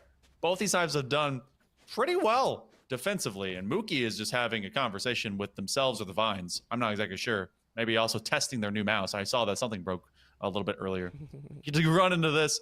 Let's see if they're going to be playing more to life, more to picks. We're seeing some early pressure out towards A. For JF Fan Club, though, in their own right, they're like, do we really want to force this? They send one lurk. Water is going to try and take a peek. And Mount has always been kind of that weird play, I think, for both squads. Sometimes they can push, sometimes they can't. It's just like, it's a toss-up. Who's actually going to be there? But they do know Gorillas love to only send one pull over there, and so that's what they're going to do. They clear out a bit of the util, drop back, and now put everyone on Gorilla's side into a little bit of a question mark. Are they actually going to hit? That's going to be the corridor out. Once again, it is a little bit of a bait. Fan Club go ahead, rotate their way over towards that tree side that you were talking about. But Tass is there to try and spot out. I think was able to clip overhead and understood that there was at least one, but they don't know how many else are going to be coming through. They're going to hold down this tree side, looking for one, and what a swing. You're still able to trade out your life for one. That's more than enough. Then I think could have gone down. Haunt tries to sequester, derped over into Secret, and then they get the fadeaway onto Speed Demon. Plant's going to come through, as they are able to at least find a few fights there from Heaven, but it's slowly becoming just pick for pick, and the advantage is leaning towards Gorillas. Pumpkins playing off their own smoke from backside hut. Go for the reload. They hear that, so they swing you. 2-1. Leone stuck in tree. They're behind the dark cover. Oh, and they've got a shorty. They're gonna get caught off the smoke. They know they're hard holding that corner. Oh! Leone on the last available pixel finds them outside of the archway, and they send themselves to the winners finals. Pros don't fake, and pros clutch up. Holy crap. Leone is the one as they shut things down and roll everyone back in. Let's take a look at some of those replays because we see the scores, multiple members, everyone getting into those double digits. But my God, Mookie with 29, 3 individual 4Ks, thanks to the amazing overdrive. But Leone, take a look at that. Even in the early stages, we were watching them kind of clutch up in some of those straights, and it just works so dang well. It really did. Early time in this game, it looked like all JF Fan Club all the time. It was about 4-1. Gorillas then went on to win 5 in a row, and this felt so just flabbergasted for the Jeremy Fragrance Fan Club. Then they stabilized. We go into some streakiness. They found all of a single ounce of footing at the beginning of the first half, and then it started swinging away. Taz looked like they were starting to put it away orbital, and this felt like it was a tale of 2 separate halves completely, but it was this clutch up moment that began the momentum that the JF Fan Club needed. I mean, they are just that good, and honestly, I don't see any change coming out here. I think for the fan club, one of the things that I really hope to see is a little bit more control, though, over that mid game. You can see how hard they try and hit and how hard they're hoping to make things work. And I mean, the Gorillas had their number for a little bit. It felt like that timeout was very, very necessary and very much that linchpin key to, okay, we get our crap under control. We say, hey, we're ready to go for the next fight. And we carry onwards from there. Maybe it's the apparel, maybe it's the swap of the mouse, whatever you want to say. There are little pieces in there. But overall, JF Fan Club are looking to do their mark, and Gorillas in the Mist will have their shot in the lower bracket. I mean, this is starting to get good here, Monkey Man. I'm excited. I just need some extra chill in my life to be able to handle that, because that was, you know what, we went to a single overtime with the way those two were playing. I thought we were going to be seeing some back and forth, but the streaking continued, and they're able to find it. I can't wait to see this winners final that's going to be coming up just after this. Oh my goodness. Oh, I am terrified as well, because we got blessed, I believe, coming in here, ran through their opponent on the upper bracket as well. I believe 13-3 there, and they are the #1 squad for a reason here in this spin showcase. So we're going to go to a quick break, make sure everything's set up. Go ahead, take a little bit of a drink, maybe go grab a Coke as well if you don't like Sprite, and we'll see y'all back in just a bit.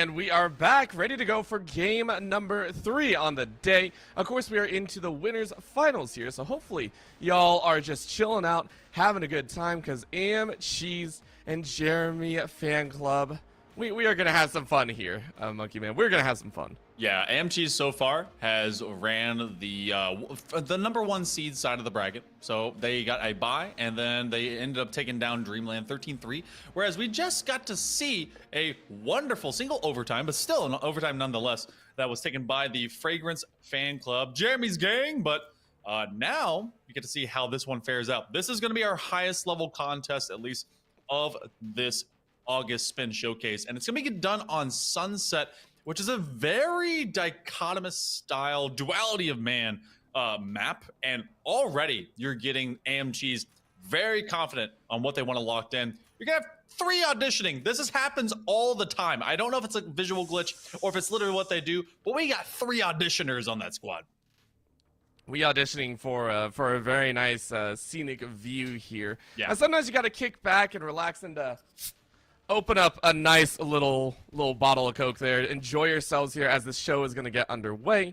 And my big question, of course, is how is this going to play out? Mainly because Jeremy Fragrance, I don't want to say looked rough. It just feels like they are a very momentum-based team at this point. If they're on, they're on. If they're not, they're not. And against a squad like AMCheese, I don't know if that's going to be enough. So let's get into this one. AMCheese ready to go here. So we do see auditioning number 1. Let's get that scoreboard up and let's see. It is 3 auditioning. Yes, it is. Okay, I love that. And so I love that. I dealt with this during the Sprite Chill session, so this is not new to me. This is gonna be a new experience for you. But, Okay.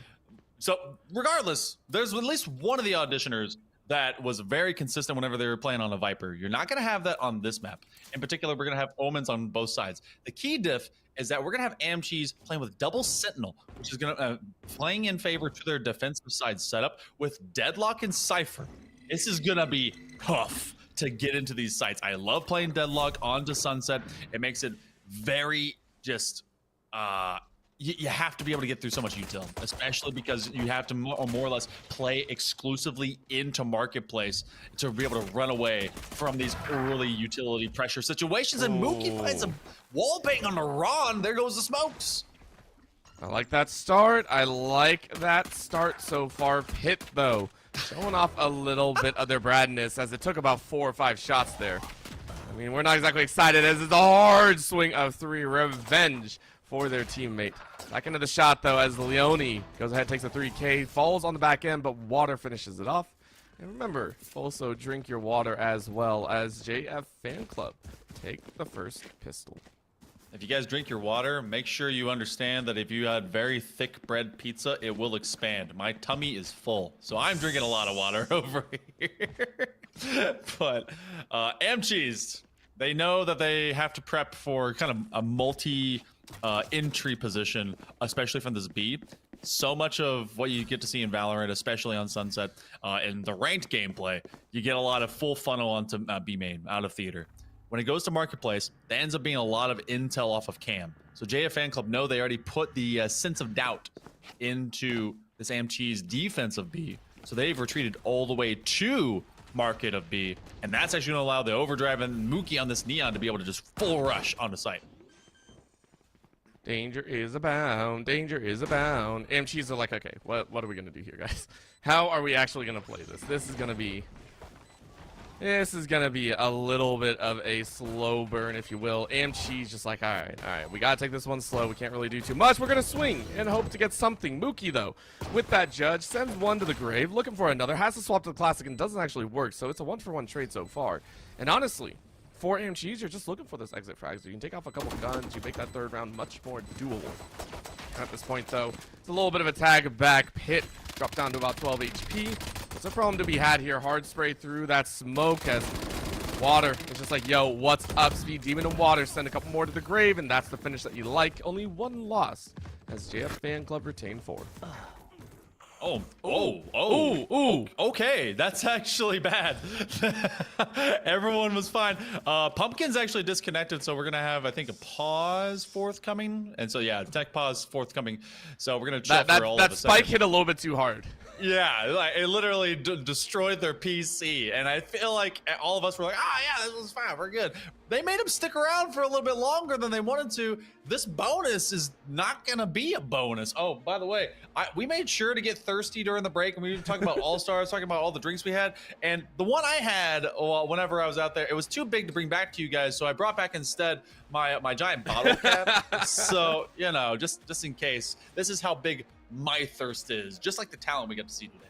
Oh, 100%. And I'm sure they're going to be doing a lot more as well. That's a big part about it, is really getting to show your stuff and really being able to kind of express yourself. Because at the end of the day, I hate saying this, but at the end of the day, you are trying to showcase your individual skill. In a team-based game, you want to show what you can do and how you can play. Yes, you want to show your individual or team play, I should say. There are some people that do stand out a little bit more than others, and that's kind of the fun part. Keep in mind, today's Valorant. I know we were talking about League a little bit earlier. Tomorrow's Rocket League, and then Overwatch 2. There's so many other games out there, which I think is so much fun to think about.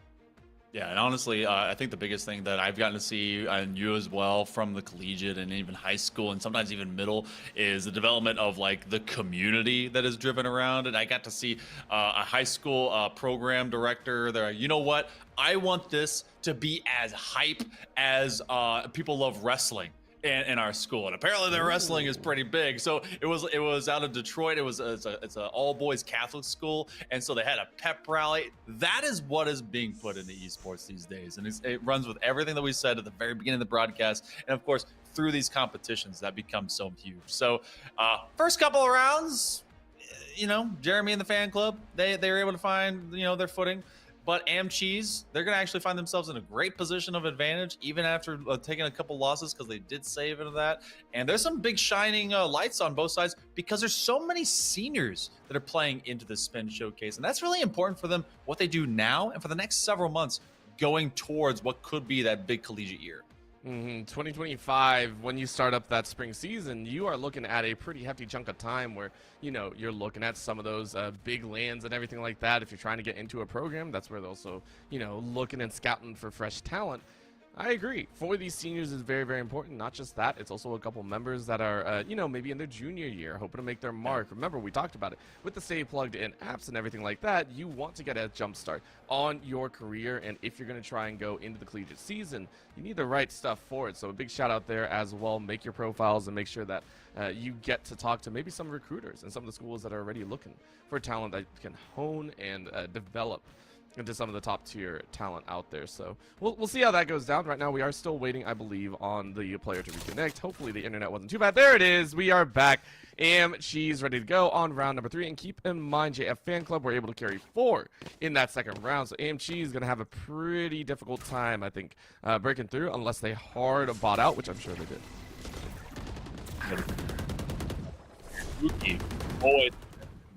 Always been an impact player, and we're already seeing how much of that gets shut down by the JF Fan Club. Neon apparently has, I've seen Boot Scoop Boogie, the quick electric beat that you'd be able to get not just on triple sites, but onto our first 2-sider today here for Sunset. And if you can kind of get, even if you have a double senti around and through all that util, I'm surprised we actually don't get a KO into some of these to be able to shut it down from distance. But that makes Mookie even more impressive when they try and infiltrate these backlines. They get that one pick, and now they're making AmCheese question where in the world the rest of the squad is. It's going to be a little bit longer, too.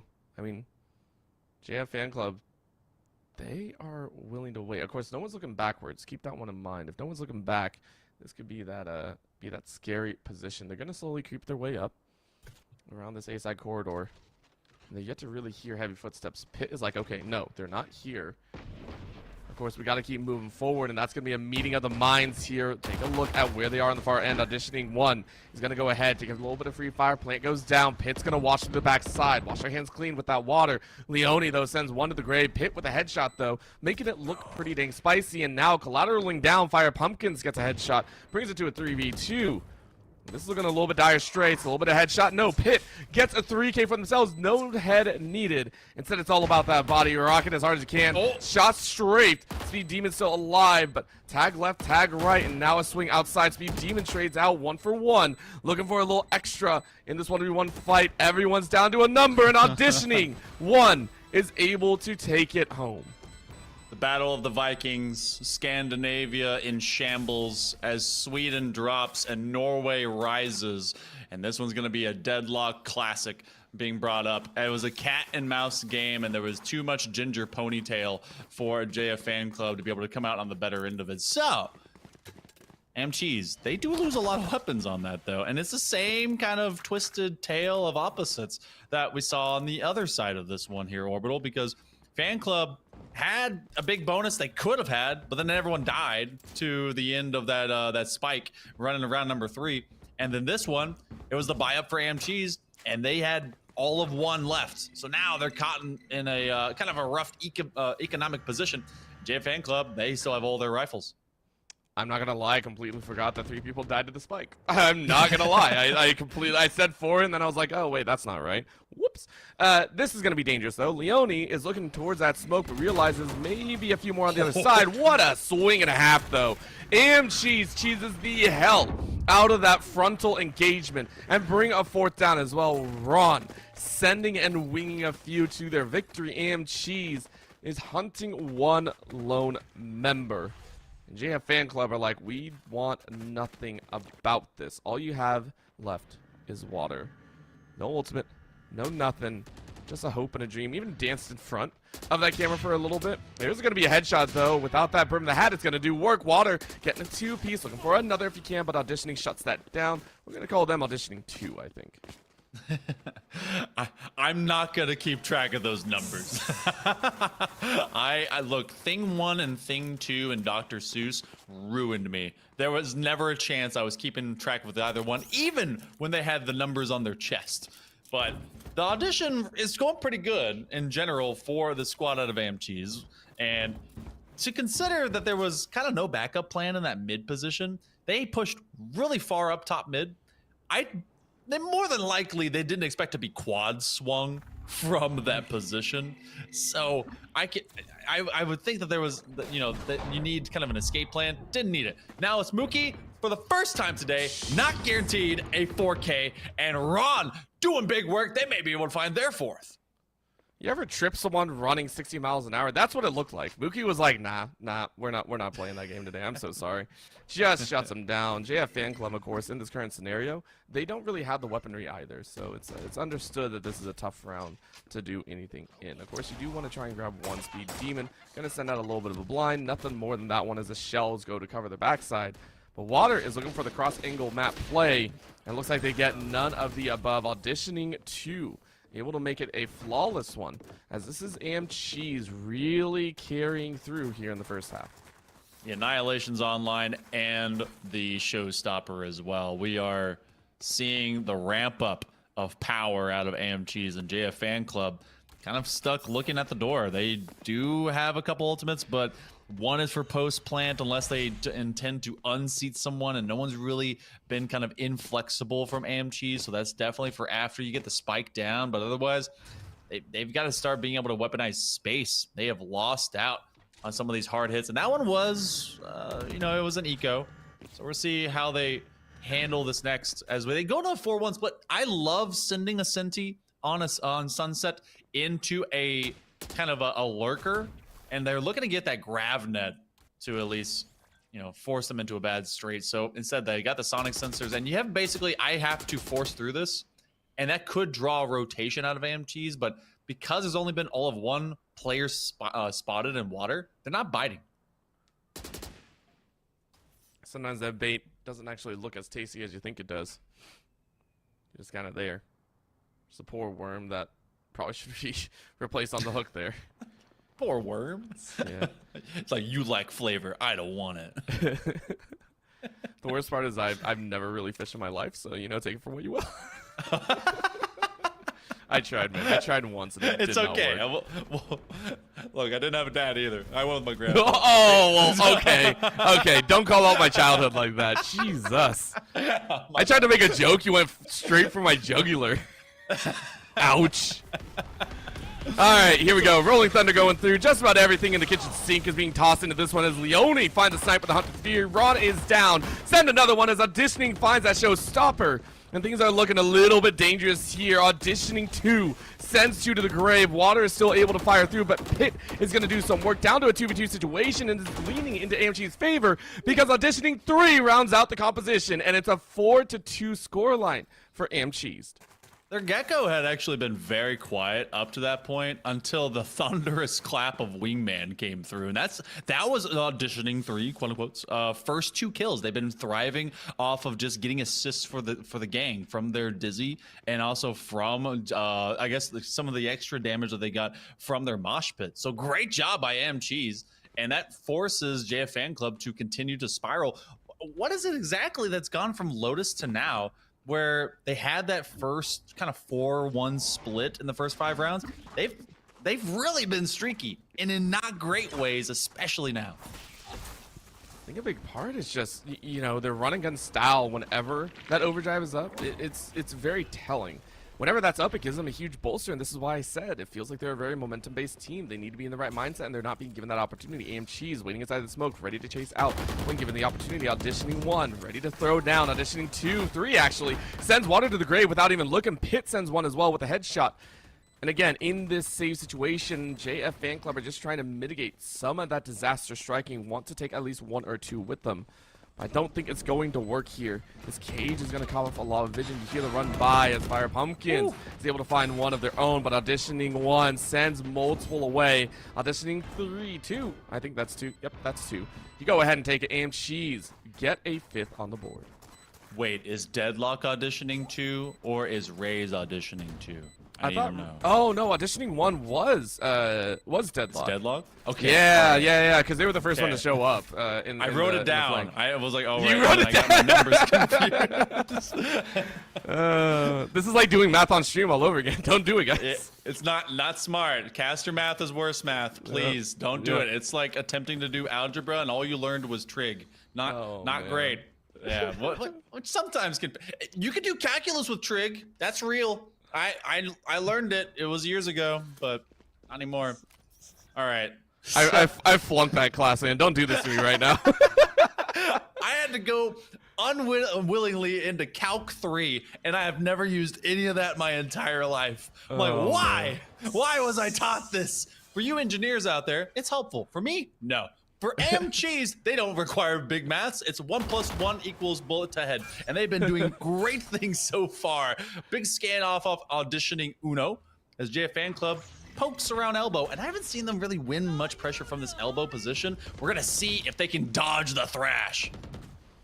I think they might be able to. Auditioning 2, though, sending a little bit of a wave through Mookie right there, through the wall even, a little bit of wall bang. Pit has also been doing their own kind of fly into the heavens with that beauty of a kill. And JF Fan Club, you can see them now. They're in a little bit of a rough spot where they just don't know what they want to do.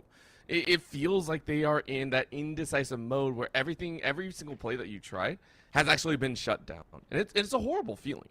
By the way, anyone that's ever played competitive games knows that feeling of, we tried everything. We have practiced a lot. We've tried everything, and it's just not working. So how do you break out of that comfort zone or out of that playbook that seems to be read every single time? So Demon is saying, all right, take it one time at a time, but what a netting! As Auditioning 1 shows why they're number 1 with a peek and a resounding double headshot. And it's a 1v5. Oh! None v everyone as a flawless. I believe that is at least the second flawless that's come through here for AMG's. Average rank set for this team, by the way, sits right around, if not into Radiant, as JF Fan Club. They've been pretty darn immortal for a while, but in 6 in a row, pistol plus buyer's advantage has since then been buyer's remorse, as they've been unable to find a much more heavy foundation to kind of stick to sight. They've not wanted to be. They've not been able to go to the same marketplace push. And in fact, a couple times you said they don't exactly know where they want to go. They've had ideas to peak. They've had ideas to go up into top mid, but then they never really fully commit into winning in these gunfights where they have had success, and especially that's where market. Now they're going to test out this position, and they have to wait for Leone because they need to use that shock dart to try and get rid of some of these pre-planted tripwires. And there goes Mookie. Let's see if they can find some pressure backside. Oh. No, the pressure is not there. Ron is like, nah. I'm here as well. I may not be auditioning, but I'm doing pretty dang well. Auditioning 1, taking 1 away. Mookie has actually met auditioning 1 multiple times now, and those 1v1s do not go their way. Now a hard sling over towards that B side, and it's just going to be a difficult one. Speed Demon ready to go if they so wish, but the locations revealed means auditioning 1 gets another great headshot, and that's 2 so far here in the round. Auditioning 2 gets a piece of the action as Ron finishes it off, and AM Cheese are looking better and better with these flawless rounds. They've already crested over that 6-round win streak, and they're looking to push double digits. Yeah, there was a big reason why they also full rushed this. One, they had a large amount of the personnel diff, but there was also the Rolling Thunder that was online for their breach. So Speed Demon, they had to be laid low, and JF Fan Club is feeling very low. 11-4 is auditioning 2, or their raise, and everyone else is majoritively at even 500 or maybe just underneath. And the only one that's really lacking is the 3, 4, and 5 Gecko, who's really been just a great support systems type of player at this point. Everyone else, though, JF Fan Club, got to find something to work with. I need to see if they can get it really weaponizing that Rolling Thunder. They went to main from theater on B. Now they're going to mid. And it looks like they want to go top mid, and they want to force maybe a hard rotation. They want to split this map up, but they can't get caught in the middle. I mean, I think they're already caught. Take a look at this. They are all being corralled right now. They're sending 1 back on the flank, which auditioning 2 might be able to find out. I mean, I think you heard him, though. And auditioning 3 is able to find a kill of their own, but what a turn of events. Mookie and Water are able to find kills alone, and Leone does as well. But Ron on the top ropes on top of the box says, no, you do not get that one for free. 2v3 situation. Another mark comes out here as that is the information gathered thanks to that hat. Maybe you get a bit more in the pocket. Let's see what they can do here. A side is currently being dropped down, and it's AM Cheese that are looking for that retake. Can they make it happen? They're both entering in from this top side. Ron is going to take a little peek inside. Do they spot anyone? Yes, they do. They take a little bit of damage, but what a possible catch. And I think they got it. Yeah, Leone is now kind of stuck. A great shot, but Ron and auditioning use that to take out 2. What a bait and tactic to see the gun on the top side. But Fire Pumpkins gets a shot, so down to a 1v1, and auditioning 1 is able to finish it off. AM Cheese might only have 1 player, but that's all they need to take their 8th. Auditioning 1, turning this into a fishing forum just for Orbital, to show them how to cast their line and get a big catch in the corner. And they drag them out kicking and screaming, use that as even bigger bait for a larger fish, and are able to take a 2-3 disadvantage into a final man standing dub. 10 rounds in, and AM Cheese are just cheesing this competition. We're gonna go to a rifle round, and I mean, there's only 2 rounds left. They're buying up into it. They gotta turn this into an 8-4. See if they can find some level of momentum. AM Cheese looks so freaking dominant, and I don't understand why. It just, they come out with these ridiculous clutch factors, and JF Fan Club, for their own right, are trying their best. It just never seems to be enough. At this point, the rotations are clean, the shots are clean. JF Fan Club just gonna try and hone in on that mid. Take control of the mid and then work your way out to the sides. Once again, playing for that timeline, winding down to the last maybe 45 seconds before they decide to make a move. And it's not like they've found it difficult to have to work through utility either. In fact, they've done a great job of getting Leone to find those shock darts, move them off position. So that hasn't been the peel of the issue. They've been able to unseat these Sentinels, even playing the double senti, but it's really been the loss on the post-plant holds and just the initial gunfights. And JF Fan Club have just kind of found themselves in a bad strait that way. Mookie, it's been pretty impactful, but it feels like they've been just kind of outread. This is Spy v Spy out in mid with two Cyphers about to interact with each other. Rolling Thunder, gonna try and take him off position. Ron is the only one affected, and then this Deadlock is just gonna be laying down the business. Now Water and Fire Pump can get him as they're trying to be able to get Speed Demon all the way to backside, but they get caught in the gack by that Dizzy. Fire Pump can get rid of one, and it becomes a 2v2. 9 seconds to go, and they don't even care about the timer, because Pit, like a bull in a china shop, runs through them all. Honestly, that was well played. Amcheese knew that they had to get a plant down. They knew at least one was going to aim for that plant, which really means that it was just a 1v2 scenario, and that freaking hurts. Feels a little bit bad, honestly. And this is why we were talking about that timer. It can work sometimes in your advantage if you feel like you can outgun duel your opponent. But for JF Fan Club, you have to realize Amcheese is better on the day. They spend a little bit more time in aim labs. They've done a really, really good job of that factor. And now you can see almost this full court press option that might be coming out here. Amcheese lining up along that left side. Sam B is completely negated. JF Fan Club are going to try and hard sprint their way on another side, though. Take a look at that. 3 mid, 1 A, as Leone takes front runner and takes out Auditioning 3. That's that's actually, that player has been not dying. And I say that in that way because they've actually not had too much to kind of add to the full kill feed.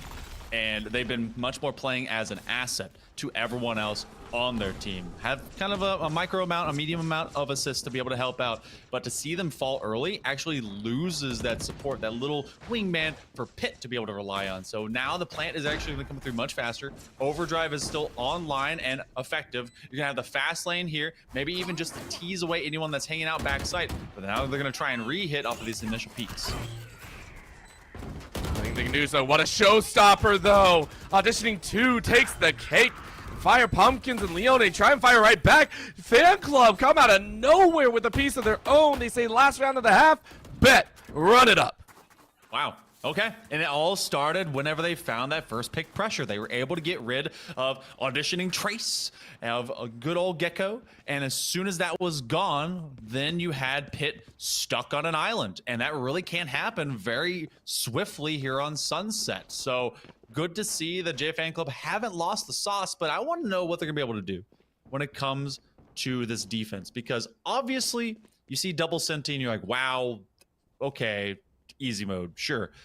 JF Fan Club are gonna have to be very active about how they weaponize their breach to just stun and delay what is brought in by some of this rush. Now you don't have the same level of rush because you have a double Senti on Amcheese, but that Gecko, the dizzy pressure can be very real depending on where they want to fight, and it looks like they want to go and try test out mid first. I think the test is going to be more than just a test. Take a look at that. There are some options leaning in. Auditioning 3. Like, I'll hold this door. Don't worry. Auditioning 2. Given they're, what, 4. Lined up with 1. I'm just curious. Amcheese playing this one much more methodical than I would have assumed. It feels like they've had a lot of really good gun rounds. And I think in the pistol, they had the earlier round as well in the first half. It could have absolutely gone crazy, but then you can see why Mookie going ahead and taking Auditioning 2's life. Said, nope, you don't get that for free, and instead we're going to bum rush that side and go ahead and look for a little extra Amcheese down in a 4v5. I mean, that takes away one of your 2 hard entries. You have Gecko and you have your Rays to be able to get the paint shells and blast pack in. Now they can steal some space, but Mookie, they can play with at least that man advantage. Everyone's collecting and connecting from that connector. Leone gets rid of Ron. No extra smokes, no paranoias, and now you got no Cypher. No problem in a 5-1. Looking for the flawless, and they get it. JF Fan Club, that is the second pistol they get in this map. They've got to turn it into way more. That's a good first step. I completely forgot that JF Fan Club won the opening pistol as well. Very controlled piece. And, you know, we're still waiting to see if they can go a little bit further than just the second in the half. For them, though, it was very well done. We're going to see a full save, I think, come out here. Auditioning 1, I believe, bought up a tiny bit of util in the back pocket. Yep. You can see that 22 tick down. Same with Auditioning 3 and 2. So, I mean, it's a little bit here and there, but not giving any orbs over except for that plant. Solid stuff from JF Fan Club. Let's see him do it again. I would be surprised if with that majorative save, if we actually see AMCs allow a plant, try to be able to get a pick, but as soon as they realize they're not going to do it, they want to bleed out the creds against JF Fan Club, and they may actually just all try to die to bomb. I've seen that happen on this a lot, and give 0 bonus creds to JF Fan Club, and they do keep themselves pretty well spread, or actually, no, rather, in opposite. AMCs is all kind of together. You can see what ends up happening here, but JF Fan Club chilling. Waiting to collect and connect. That's going to be a smoke put out. Oh, too late out. Fire Pumpkin trying to be able to get themselves an ace. They have their classic out. Oh my God. Assistance, and that's going to be fish in a barrel. Shot up. Turned to Swiss cheese. Someone call the fire department.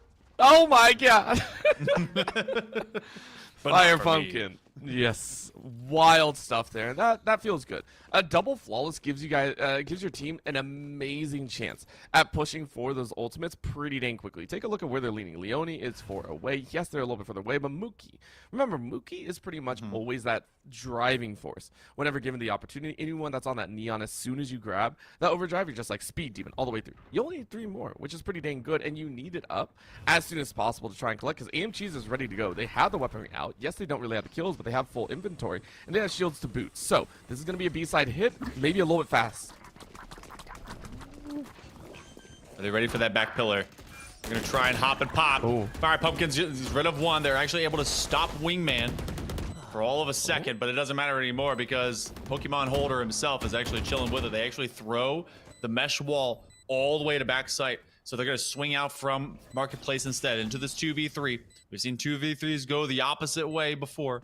AMC's has the weapon difference. You're just trying to get guns out of the grasp of these players. A paranoia comes out, and Fire Pumpkins may just hard swing this. They're going to try and do so. They do break one of the walls, and that's going to be at least 1 going away. Now you're left in a 1v everyone else. Leone, can they get 1 from distance? They see 1 short, and they at least get 1 gun out of hand. So double digits acquired here by AMC's, and JF Fan Club now are going to be on their bye. You know what? That's not bad. Normally we say a 3 left over is the norm on that 3rd round. This time around it was only 2. So I think JF Fan Club did what they wanted to, and now they give themselves a pretty nice spot to play with. You can see the triple soft shields here. Auditioning 3, going ahead and banking in pretty heavily. I think opted for very little util in that factor.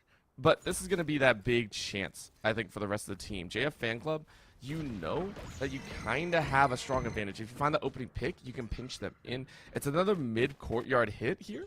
And AMC's are just looking and saying, hey, we want the central zone, ensure that we can have a spread if we need to go to any rounds. But default is currently held here in the mid, and then transition after that first step.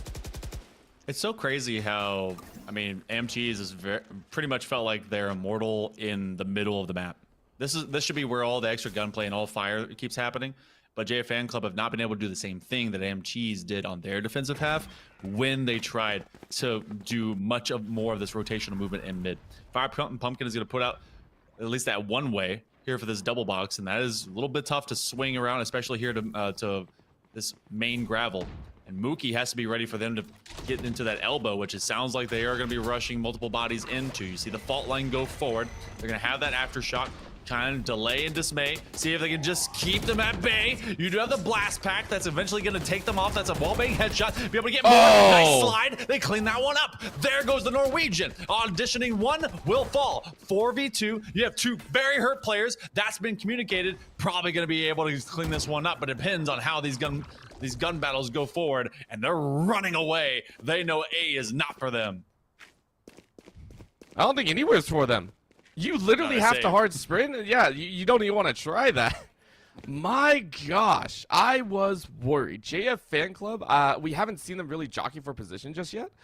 And AMC's made it a game of cat and mouse right there, it feels like. They basically took a page out of JF Fan Club's book, went slow, waited till the last 30 seconds to try to bum rush, and JF Fan Club were ready. It looked messy, but again, it was Fire Pumpkin who held down that angle, said, yo, I am in control. I'm at the top of elbow. You're not going to get through me, and I'm going to swing with the rest of my teammates. That's why we're seeing the two at the top, Leone and Fire Pumpkin, really sit neck and neck in terms of kills and assists. They have done so well in tempering Cheese into the ground here in the early stages.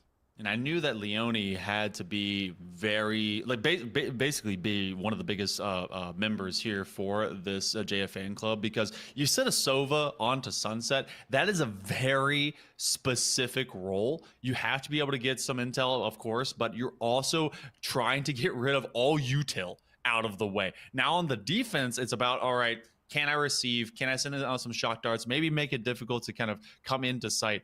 But doing so even more into this, Mookie has been a little bit quiet. You saw how both, all three of Pumpkins, Mookie, and Speed Demon on A, great support in a triangular defensive formation, because you had Mookie in that corner, dashing side to side between both entry positions, and Speed Demon backing him up, throwing the flashpoint, throwing the aftershock, made that entry from elbow just nullified. And Mookie then helped Pumpkins on main, and they were able to handle both just flawlessly. We're going to see if they can do it once again. That Neon now has the all-important overdrive. And if they get it to work, it's going to be big here. Holding a pretty wide angle here, just straight out in the open. Shell goes out. Mookie gets a double hedge. Are you kidding me? Mookie, that is illegal. You are now bound by fate. You are bound in the middle, but the cage does so much work to keep you alive. 17 HP. JF Fan Club have found the momentum that they need. Pitt is able to rip one back, but the 1v2 situation at 1 for 2 is wild. Another dash to the backside. You were talking about it right there, Monkey Man. You knew what they were aiming for. And it's another congestion of death. Cheese. They don't have anywhere else to go. They're saying we don't have a choice. Another hard spray! Mookie with the 3K. Fire Pumpkin gets one. Make it a full house. Make it a full house. Nah. It's a 3 of a kind with the King Queen on top. JF Fan Club getting closer to tying this up. We got a few rounds, but it's starting to feel like magic. 4 out of the 5 rounds on this defensive half for JF Fan Club have gone their way. They're winning 80% recently. The last time we saw a start like that, they folded 5 in a row, and that's 2 rounds more than AMGs needs to win this game and make them their way into the grand final. So for JF Fan Club, see if they can stay consistent. Now that was a save. So AMGs, what do they do to try and make a little bit of difference? They're playing default. They are not going into mid. They stay distance from it. They're waiting for some kind of contact. But JF Fan Club have been very disciplined about not giving anything up for free in those open sight lines.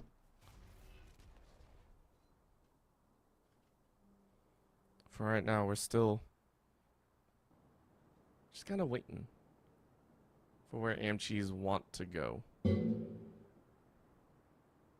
The gong has been rung. Sorry about that. The gong of war.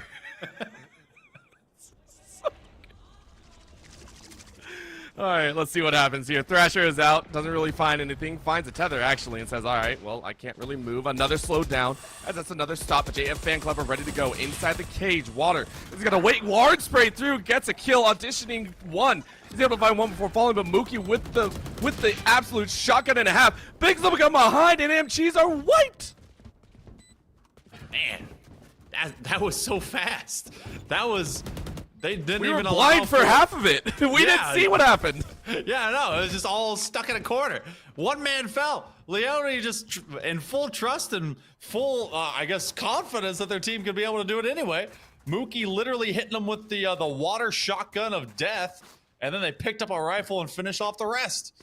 So, starting to feel like there's, so a betting line shifting the right direction for JF Fan Club. AMGs are on another half buy because they're on loser creds for 3 in a row.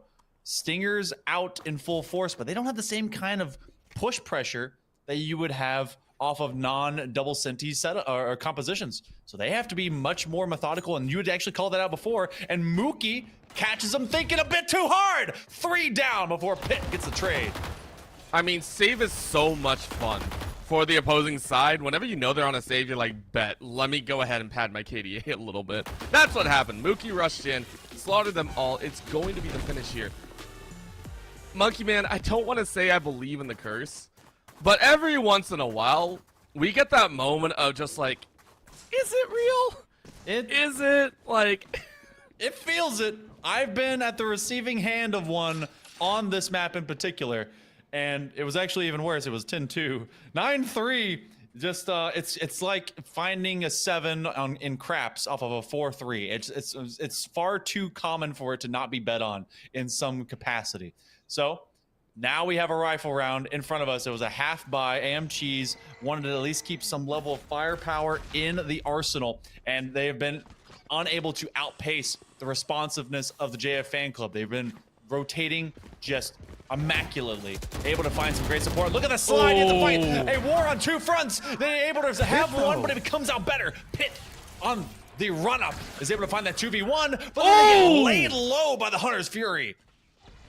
When Fury turns into hatred, you gotta watch out. Deadlock throwing down those walls and saying, yo, you aren't gonna get it for free. Hitting the walls doesn't really help. You gotta shoot the actual node. I'm so sorry. Difficult one to deal with here. JF fan club wondering as auditioning 2 finds a pick on the water. Auditioning 2 finds another before falling. It's down to a 1v2 situation, and Leone last time was the first one to fall, and the only this time needs to stay alive to take out 2 in their own. Ping of death is going to be worrisome. Recon bolt goes out, rolls on the ground, gets one swing but can't get the other. That's a hard one to make, and I know Leone made it happen last time. This time around, AMC is a little bit more spread out to go ahead and take an 11th round. Sometimes Sovas play off their util to not even use it for what it's for, because that recon bolt was to get anyone to shoot it, as well as to get a scan. And then so Leone didn't even kind of wait out to see what the scan would end up coming with, as they knew they had to fight kind of 2 separate angles. So 11-9, AM Cheese, they find another little flash of brilliance and a gleam of hope in the night. JF Fan Club is trying to bring more of that. They bring out the ground net. Mookie falls immediately, and that's 2 down. When you audition as a squad, you all get in as every single one. 1, 2, 3, knock them down like bowling pins. 1, 2, 3. Where's 4 and 5? Actually, 3, 4, and 5 need to all go down. JF Fan Club had 3 currently alive. Man, my counting is off. Don't do that to me right now. First you make fun of my dad, then you make fun of my counting. What am I to you, Monkey Man? What am I to you? 5 currently flooding into the A site right now as AM Cheese are taking this one nice and slow. Turkeys, bowling pins, dad problems galore. We get to see if JF Fan Club can even up the score. AM Cheese, they're going to use Wingman to be able to get 6-man on that plant. Everyone covering down. Now, I'm starting to think, JF Fan Club, they had a full streak of wins. They had a lot of cash, so I don't believe they have to save off to any of this. This is clutch factor time. They don't have ultimates to rely on. Using the aftershock, they're right off of that peel side, off of that back corner. Speed Demon finds 1, but there's far too many targets. That's a lot of damage into 1 player, and that's actually 2 that will be able to fall. They have Thrasher if they want to be able to really secure this. Water's going to go into the elbow, and they lose the tracking. Oh no! 50 DPI, too slow. AM Cheese gonna bring it to match point, and they are now 1 round away from making it to the Grands. I don't care what anyone says. JF Fan Club with one of the best run backs we've seen in a while here. I mean, that's a hard one to come back from, honestly. You're down, what, 10 and 5 at one point, and it's just like, dang, that kind of hurts. So love the fact that they're able to rally back so hard. It's not done yet, but it feels like it. And considering the ultimate disadvantage right now, AM Cheese has so much more in their pocket. They have that deadlock. They have that gecko. They have so much in their pockets to create space and then hold that space is the best way I can put it. AM Cheese ready to break the door, charging in to this left side flank. Let's see what they can get right now. Auditioning, ready to go. Auditioning 1 says, who can I find? Leone finds auditioning 3. Auditioning 2 takes Mookie's life. And all of a sudden, death is abound. Wall is only corridor off 2, which is a very nice hold, allowing Leone to swing around and work their magic. Finds a crevice inside and says, yo, maybe I can get a flank. Auditioning 2 finds a huge paint shell kill, and Fire Pumps is down, one of the top DPS for JF Fan Club. Leone, though, finds Pit life And Ron is going to teleport the hell out of there. 3v3 situation as this plant and retrieval is going to be the name of the game. Big advantage right now to AMGs. All funneled forward. They ping the spike. It's being helped out by their teammates as well. Leone kind of just raw running into that smoke, and now they have him on this angle. This one's all but dead and done. Ron able to find one, and then they find the rest. AMGs! It was a scare tactic. It was a thriller, but JF Fan Club cannot surmount the climax of this mountain. Sunset goes over, and they win 13-9. What a finish, and what a way to not let what a game that they could have lost get out of their grasp, and a very balanced effort by everyone on this squad, especially out of, I guess, the auditioning trio from top to bottom. It looked like they had a game plan, really willing to execute. Their attack was a little bit rough, but wasn't too much for them to be able to overcome. I think they did quite well in what could have been a very out of control game. We know the likes of JF Fan Club know how to get messy with it. And this time around, they just weren't able to. Mookie was sufficiently held down for a decent amount of time. And these swing angles, I mean, it feels like AMGs were just a little bit better on the general swings. You take a look here, you see some of their team swings, and it really punched them up and about on that defensive end. JF Fan Club, for their own, they had some all-star moments. I mean, Fire Pumpkins, I want to give a big shout out there, had an immaculate game this time around with some of those kind of clutch moments. But clutch moments don't always make the entirety of the game. No, it doesn't. And the majority of the highlights, sadly, that we get to see for JF Fan Club is when they had the gun advantage. It was a couple times they were trying to clutch up, but it was just great foresight, especially by Ron and the gang, as where they got to plant that bomb straight in front of Column was the most deadliest of all. Walk into the theater of the mind, and all you get to see is a replay of you dying. So, JF Fan Club, they're going to go down into the losers finals, and we're going to see who their opponent is going to be, because AMGs is going to be waiting in the grand finals. We do have bracket resets necessary for this bracket to be taken here, Orbital, which, you know, they have 2 lives in a best of 1 deadly format here for the Spin Showcase. I think that's going to be the big call down. Of course, I am very excited. I'm sure everyone else is at home, and while we're waiting, go ahead, grab a Sprite, grab a Coke, and get chilled out as we wait for that lower bracket finals. We are going to go ahead and give ourselves a little bit of a break, give the players a break, and see what comes next. Thank you so much for tuning into the Spin Showcase, and we will be right back.